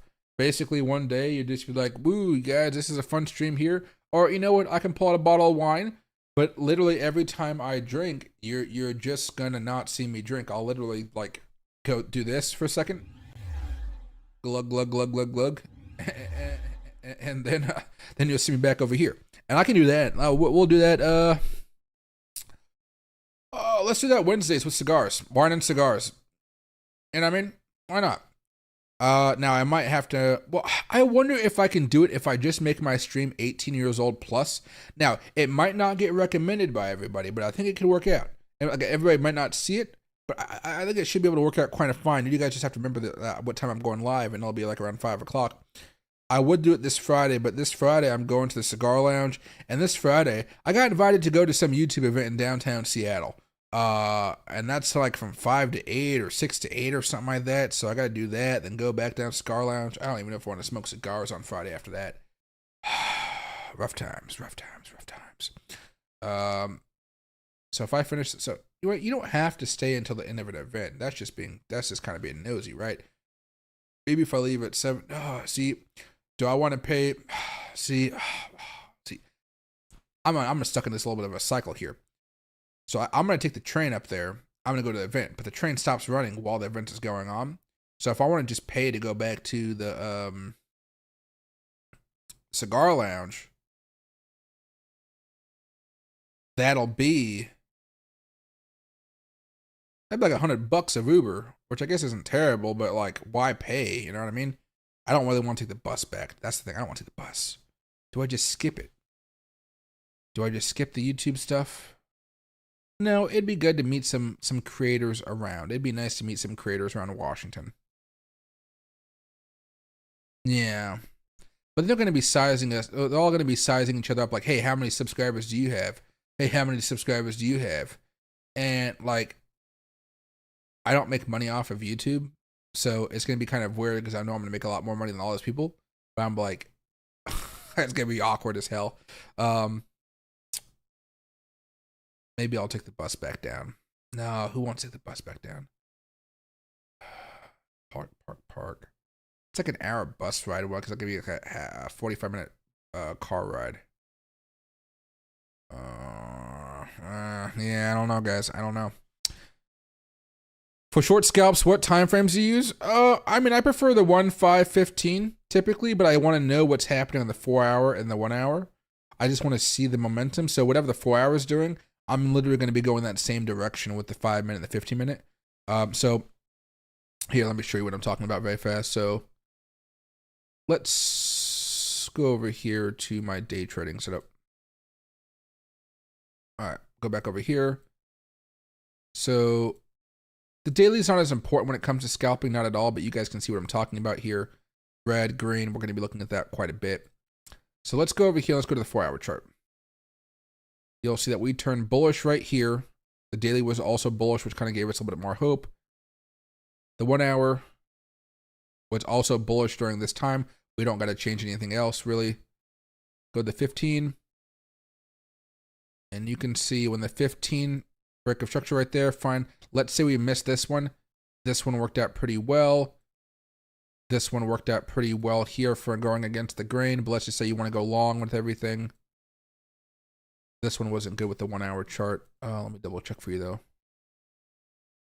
Oh, I got to put the bars over here.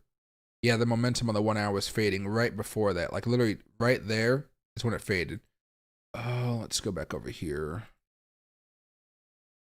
I need to put more markers down here for my own sanity. But basically, once things starting to liven back up, like let's say things liven up a little bit more right here. What's the 1 hour doing at that time? Okay, let me change this. This is pissing me off. Okay, there we go. Still bearish here, so you're not taking that trade. You're taking the trade right here. So 15, is there a change of character that happens after this, basically? Right there. All right, you make that one right there. That's the one's a little bit more difficult, but it doesn't really hit your stop loss unless you have it real right there, which could still work out in your favor. What happened right here? Oh, yeah, that trade technically still would have worked, but yeah, a little bit bad. That was the 5 minute afterwards. Yeah, a little bit better right here. But typically, when everything's kind of aligned, I typically like to do those trades more. Here's one that worked out a little bit better. That one didn't. It's why I typically have it like this, with this 4, so you can kind of keep track of everything. which is why I showed you. Well, actually, let me just do it this way. So let's go over here to the 4, 1, 15, and 5. You can even go to the 1 minute if you really like to, but so let's get rid of all the technicals right there. All right, so we see the 4 hour, last few hours, 12 hours, whatever, going down. You see the 1 hour has been going down for a while here as well. And if you see all that hitting at the same time, right? Again, this has only been since 6 p.m. This right here is from 9 a.m. You got the bearish sign. So 9 a.m., 6 p.m., you already know something bad's coming, right? Over here, this signal was at 6 p.m., right at the same time as this one over here. So you could try to attack that one right there. And of course, the 5 minutes going to give you pretty much similar thing here. But where are we at right here? So what is this? 6 p.m. This is, sorry, 6 p.m. Sunday.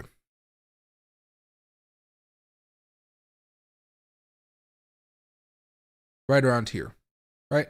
Now you could go off of this one if you wanted to, but I'd be more happy to take these 5 minute scalps once I see that's red, that's red, that's red. On the flip side here, if you back up a little bit more, which is a little bit more difficult, you can see that right here when you had this bullish buy sign at 2 o'clock on Sunday. 2 o'clock on Sunday right here. 2 o'clock on Sunday, there you go.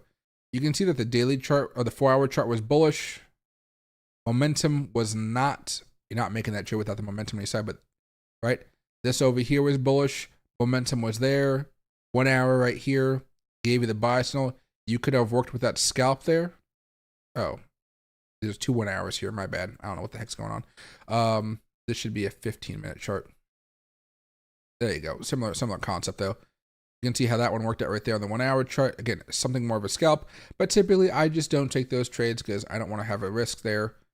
You can see right back over here that 6 p.m. time. It also kind of hit off. This actually hit about like a half an hour before this signal went off, or this 1 hour signal went off. So I typically will trade like that if I'm scalping. Let's see, like here.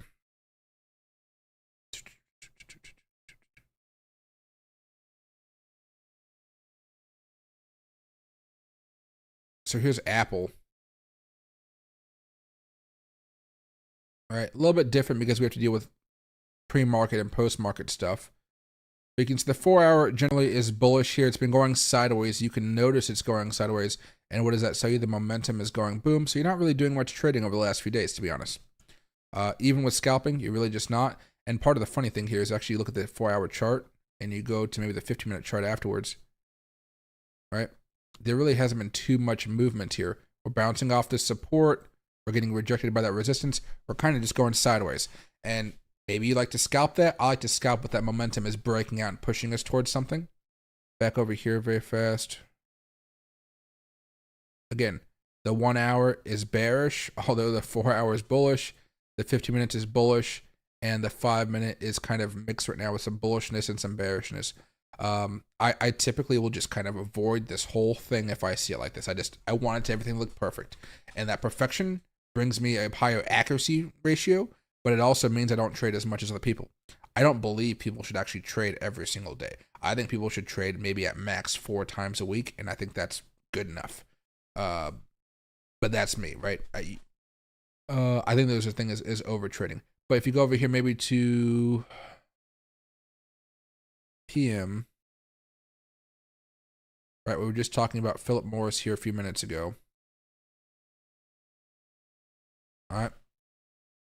You can see the 4 hour chart is bullish and beautiful. Momentum has been on your side for a while. There's been some hiccups over here, right there, but the momentum in that middle part right there has been good. Some hiccups over here, the 1 hour, but momentum still overall good. And by that, I just mean it's going up, right? The 15 right here, you can see this change of character that happened after hours, and it kind of still red right here. And you can see right here the 5 minute kind of green right here. So in these types of circumstance, you might want to zoom out a little bit more. You're looking for everything to align, and you're most likely going to be making your trades off of the 15-minute charts and the 5-minute charts. So you see that you have some opportunities. Generally pretty good.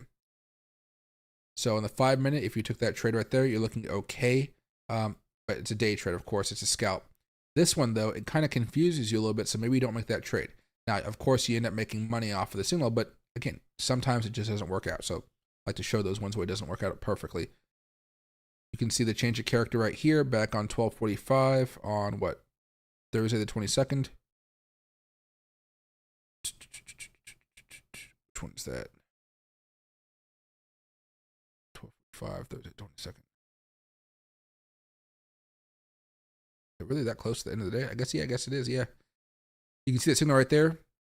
Well, it doesn't really do much afterwards. It doesn't really do much. That momentum wasn't there. So you kind of put all that in perspective and you want to see everything kind of being aligned. This was a good trade right there, but the 15, it kind of messed it up a little bit during after hours.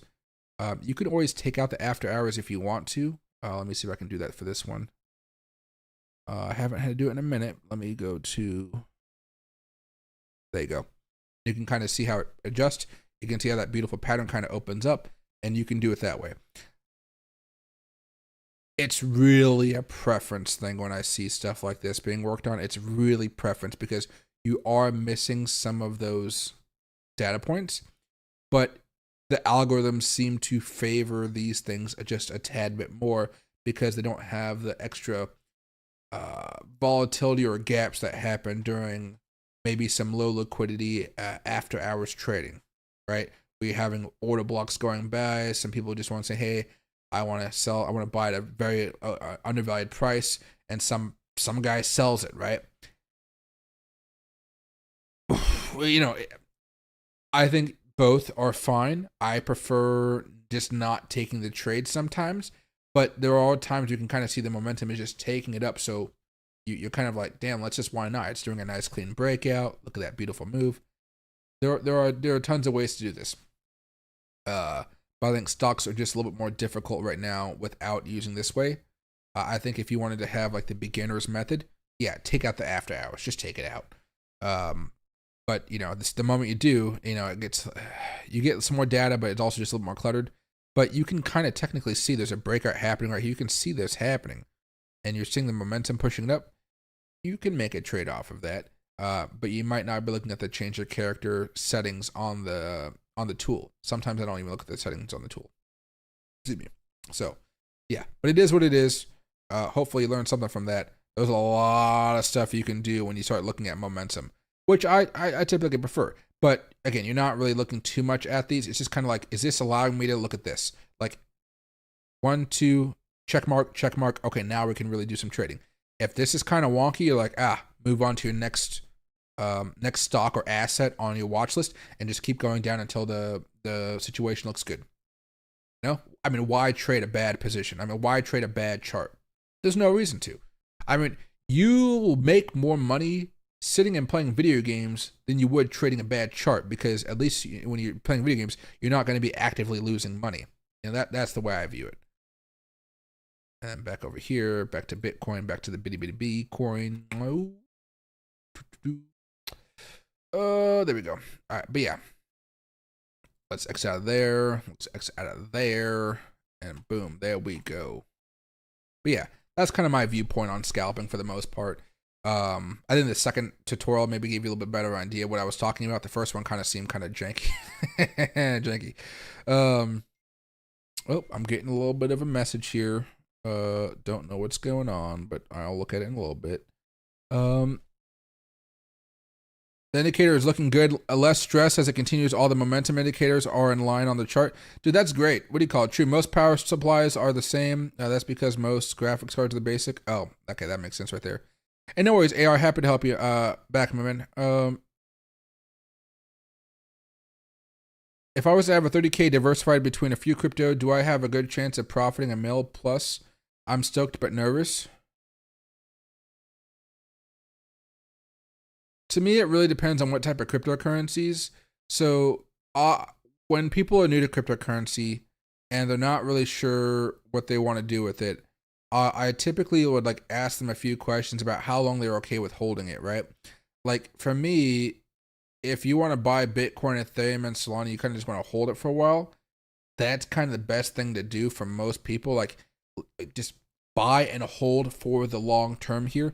Don't, like if Bitcoin goes down 15, 20, 30%, it's kind of a painful thing to deal with for more people. So they sell and they lose the money and then they don't own any more Bitcoin, right? So you're going to kind of have to understand your risk tolerance here. Most people do not have a high risk tolerance when it comes to cryptocurrency. Let's say you bought Bitcoin at 63,000 bucks right here, but next week it was at 55. Would you panic and sell? Would you freak out a little bit? What would you do? And, if you say you wouldn't be completely comfortable, then maybe $30,000 is too much money. Or what you could do instead, which I think most people decide to do because when they have a set amount they want to invest, is they just stick to dollar cost averaging. So you could split up that 30,000 bucks into 1,000 weekly payments, weekly deposits basically in a Bitcoin, right? And then you basically just buy and you hold and you buy the assets that you want. Most of that $30,000, if you want to play it safe, which I typically recommend for people getting into crypto because of the volatility, is buy Bitcoin and Ethereum. Those two are usually solid returners. You can therefore afterwards go towards things like Solana. You can put things towards Dogecoin and Shiba Inu, Tron, things like that. But that last little bit that goes towards all those meme coins and everything else that is not Bitcoin and Ethereum, it might only be about 10 to maybe 20% of the rest of the portfolio of that 30,000.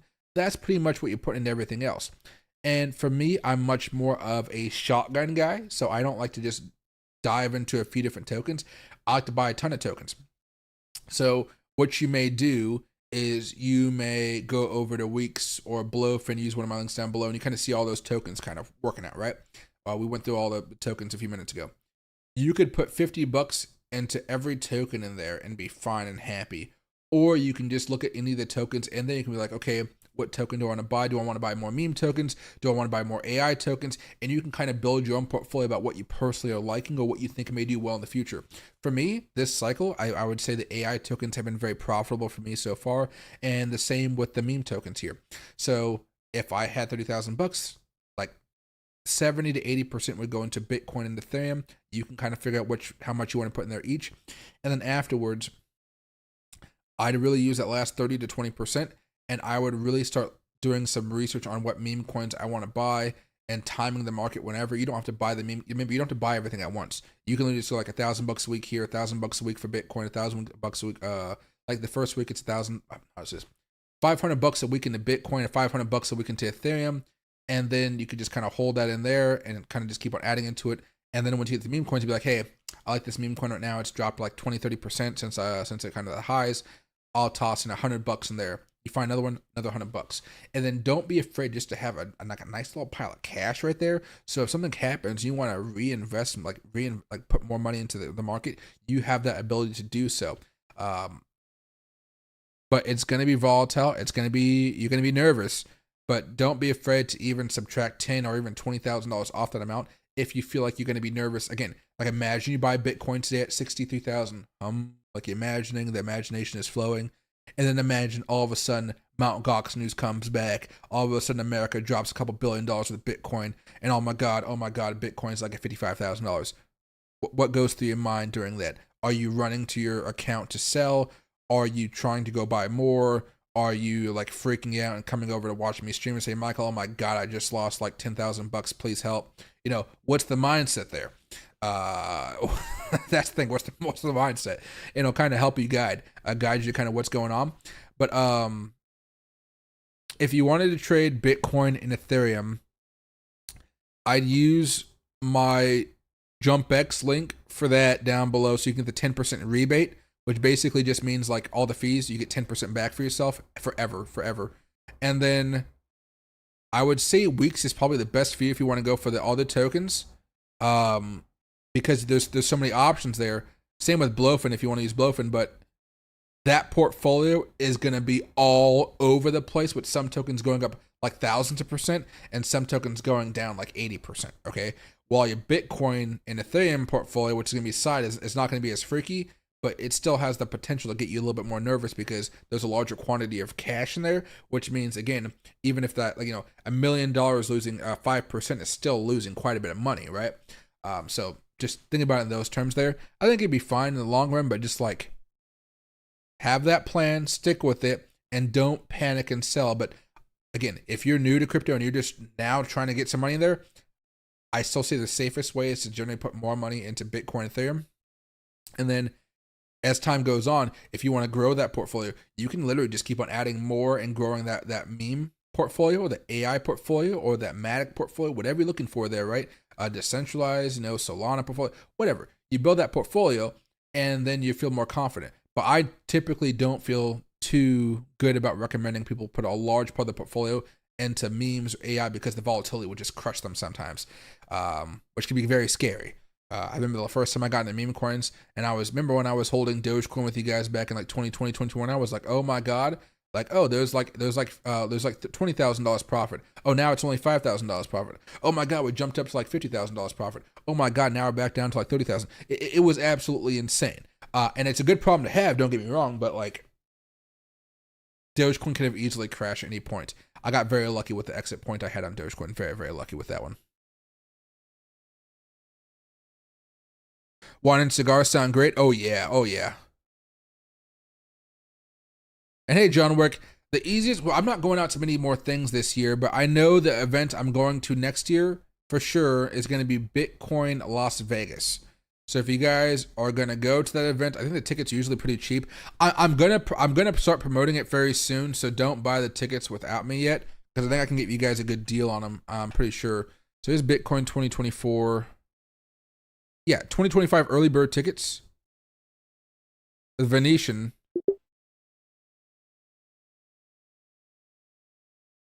So the festival pass, this includes admission to GA day 1 and 2.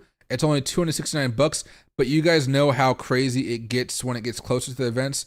Industry pass is $900. You guys don't need this. This basically just gets you an extra day beforehand. So there's like day 1 and 2. This is like day 0, basically, what the industry pass gives you, right?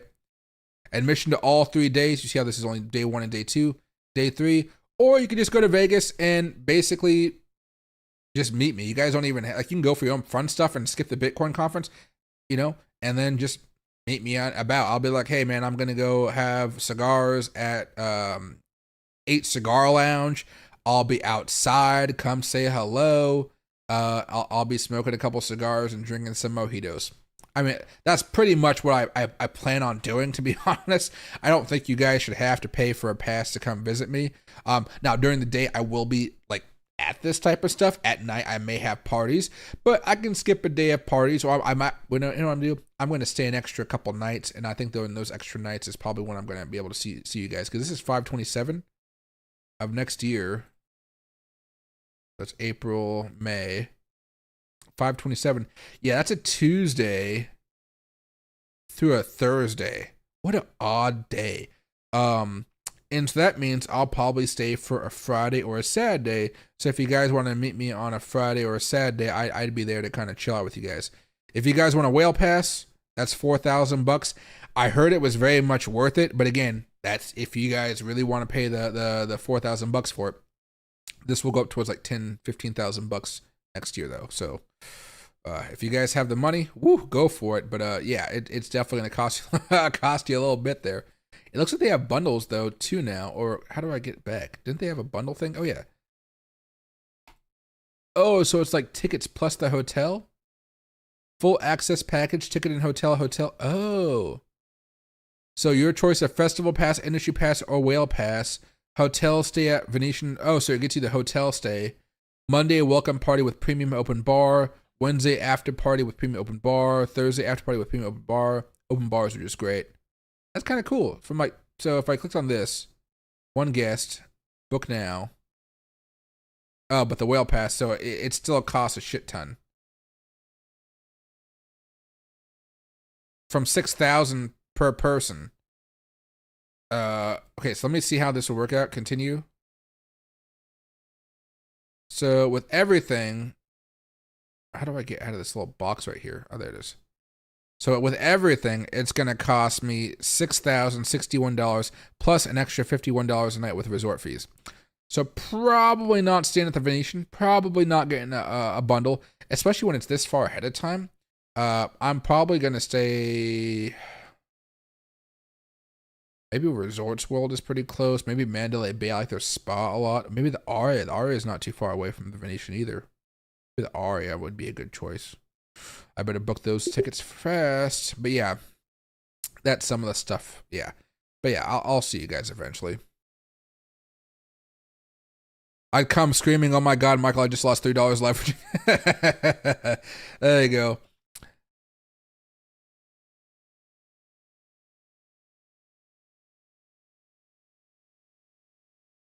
Ooh, overheating. Yeah, I do wonder if it's overheating every now and again because sometimes it doesn't happen often. It's like half the time. Half the time when the GPU goes out, the fans turn on really loud, like bzzz, and other times it just doesn't. So I'm not entirely sure. Yeah, I don't know. Sometimes the back of the GPU gets a little hot, but I'm not entirely sure there. What about after hour? What's the after hour? Oh, after hours is just for stock market. It's not for the crypto market. After hours for stock market just means after that. For me, it's like 1:30 or 1 o'clock. It's basically once the market closed, you have post-hour trading, after hours trading. It's just that. It does mess up the algorithms just a tad, but that's again because of all the stuff going on. So I think most people just if you're new, just stick with the normal trading hours. It makes it a little bit easier. You saw how clean it looked. Really clean when I did that, and how ugly it looked when I didn't. But again, you could always just go back and forth and just kind of see what's going on. Can't hurt. Again, 15-minute candle, 5-minute candles, you still have minutes in between each candle. We can kind of verify different things and make that informed decision. During the Doge run, we're selling at 29 to 39 for 3 weeks up and down. Yeah, it was absolutely insane. It was a lot of fun, but like, that was probably the best time of YouTube and the worst time for me. I was really shocked how many people got mad that I sold my Dogecoin. Like, I sold half my Dogecoin at the 50-cent mark. A lot of people got pissed off at me. I will still remember that. I was still salty about that. That being said, in hindsight, after I sold another 10% at 60%, 60 cents, another 10% at 70. In hindsight, I was very happy with the money I walked away with. I just wasn't used to the diamond hand people getting mad at me. But the diamond hand people don't even watch my channel even more because I don't do the pump mentality stuff, right? Casper Labs with IBM equal Prove AI governance, Actis, Watson, X partnership with Casper just the beginning. Oh, interesting. Prove AI, huh? I mean, there's going to be a lot of AI companies sprouting up here over the next few days and weeks and stuff like that.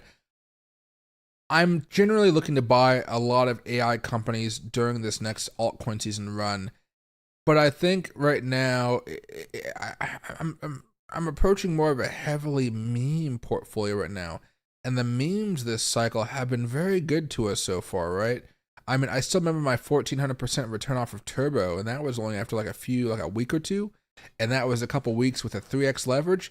I didn't even have to put down a large leverage for that. I mean, imagine if I did a 20x leverage. I mean, can you imagine? So I think I'm going to be focusing more on memes here, but I'm going to be very active in the AI space. I'm going to be very active in some of the financial spaces that we get because I'm going to see if those companies do well with the lower interest rates. I'm going to see. Typically, banks don't do as well during lower interest rate environments, right? But I am just a little bit more curious to see how all this pans out. But yeah, so we'll see, right? Do you look at book maps to see which way it's going to get liquidations? Well, I don't recall which one I use. Let me see if I can find it very fast.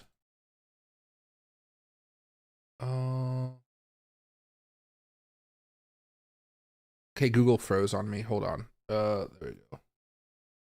History. I use the same one CryptoFace uses.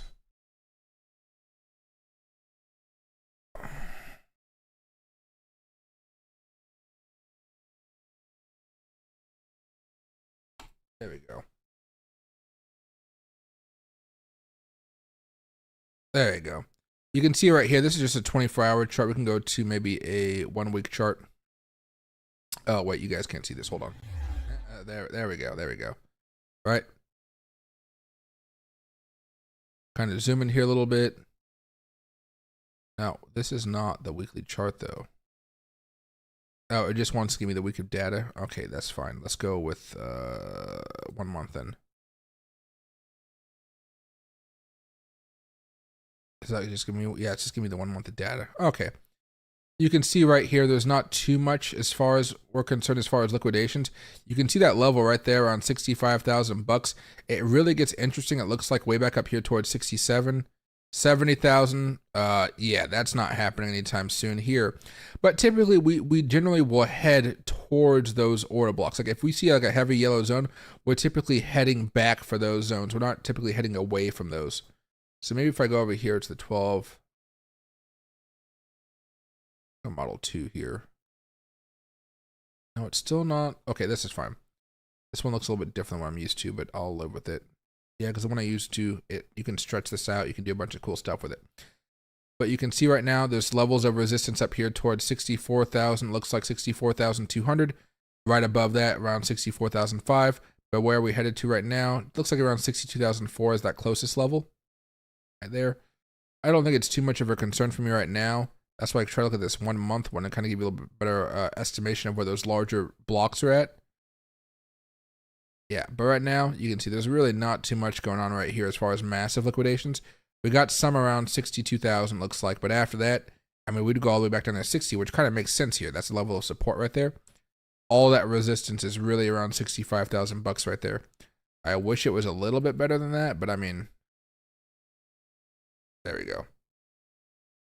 All right. All that is way up here. It's gonna be a slog, if you will, but there's really not too much over here. So I think we should eventually get back up here and try to retest, but it's probably not going to be for another few days. That's the kind of way I'm thinking about it right now. All right, but okay, everybody, I am going to call it a night here. It's been a good 2 hours with you guys. I'm gonna get back into these 2-hour streams, and you guys notice I'm not coughing anymore after being sick. I actually got like back to being fully like healthy, which is kind of nice. Still, Bitcoin is still overall pretty bearish right now. I do think there's some hope here that we can get some volatility. The volatility will not look organic. I think we've talked about this a little bit before. It's just not going to look nice. But if we do have a big move, don't be mad about missing it. You're only going to see it if you're looking at something like the 1 hour chart like we talked about earlier today. So that 1 hour chart for you day traders out there is going to be pretty crucial. I think right now getting back above what like 63,200 is going to be a good opportunity for day traders out there that want to hold for maybe 1 to 3 hours. After that, you're really just playing with fire because again, that daily chart is getting sucked down a little bit here, and those 4 hour charts are still coming down a little bit more. So appreciate you guys, love you all, and we'll give one more treat out to Loki. Ooh, ow, my shoulder hurts. All right, there you go. And here Loki is. Can you look into the camera? He's looking at you guys like your treats. Okay. Yeah. Yeah. The realization when I have no more treats, he just comes back down. And he's looking, but he's just wagging his tail. I don't know if you guys can see his tail. You can see his little ears. No. You guys won't be able to see. You guys will see it eventually. I'll put out some more Loki content for you guys tomorrow on YouTube.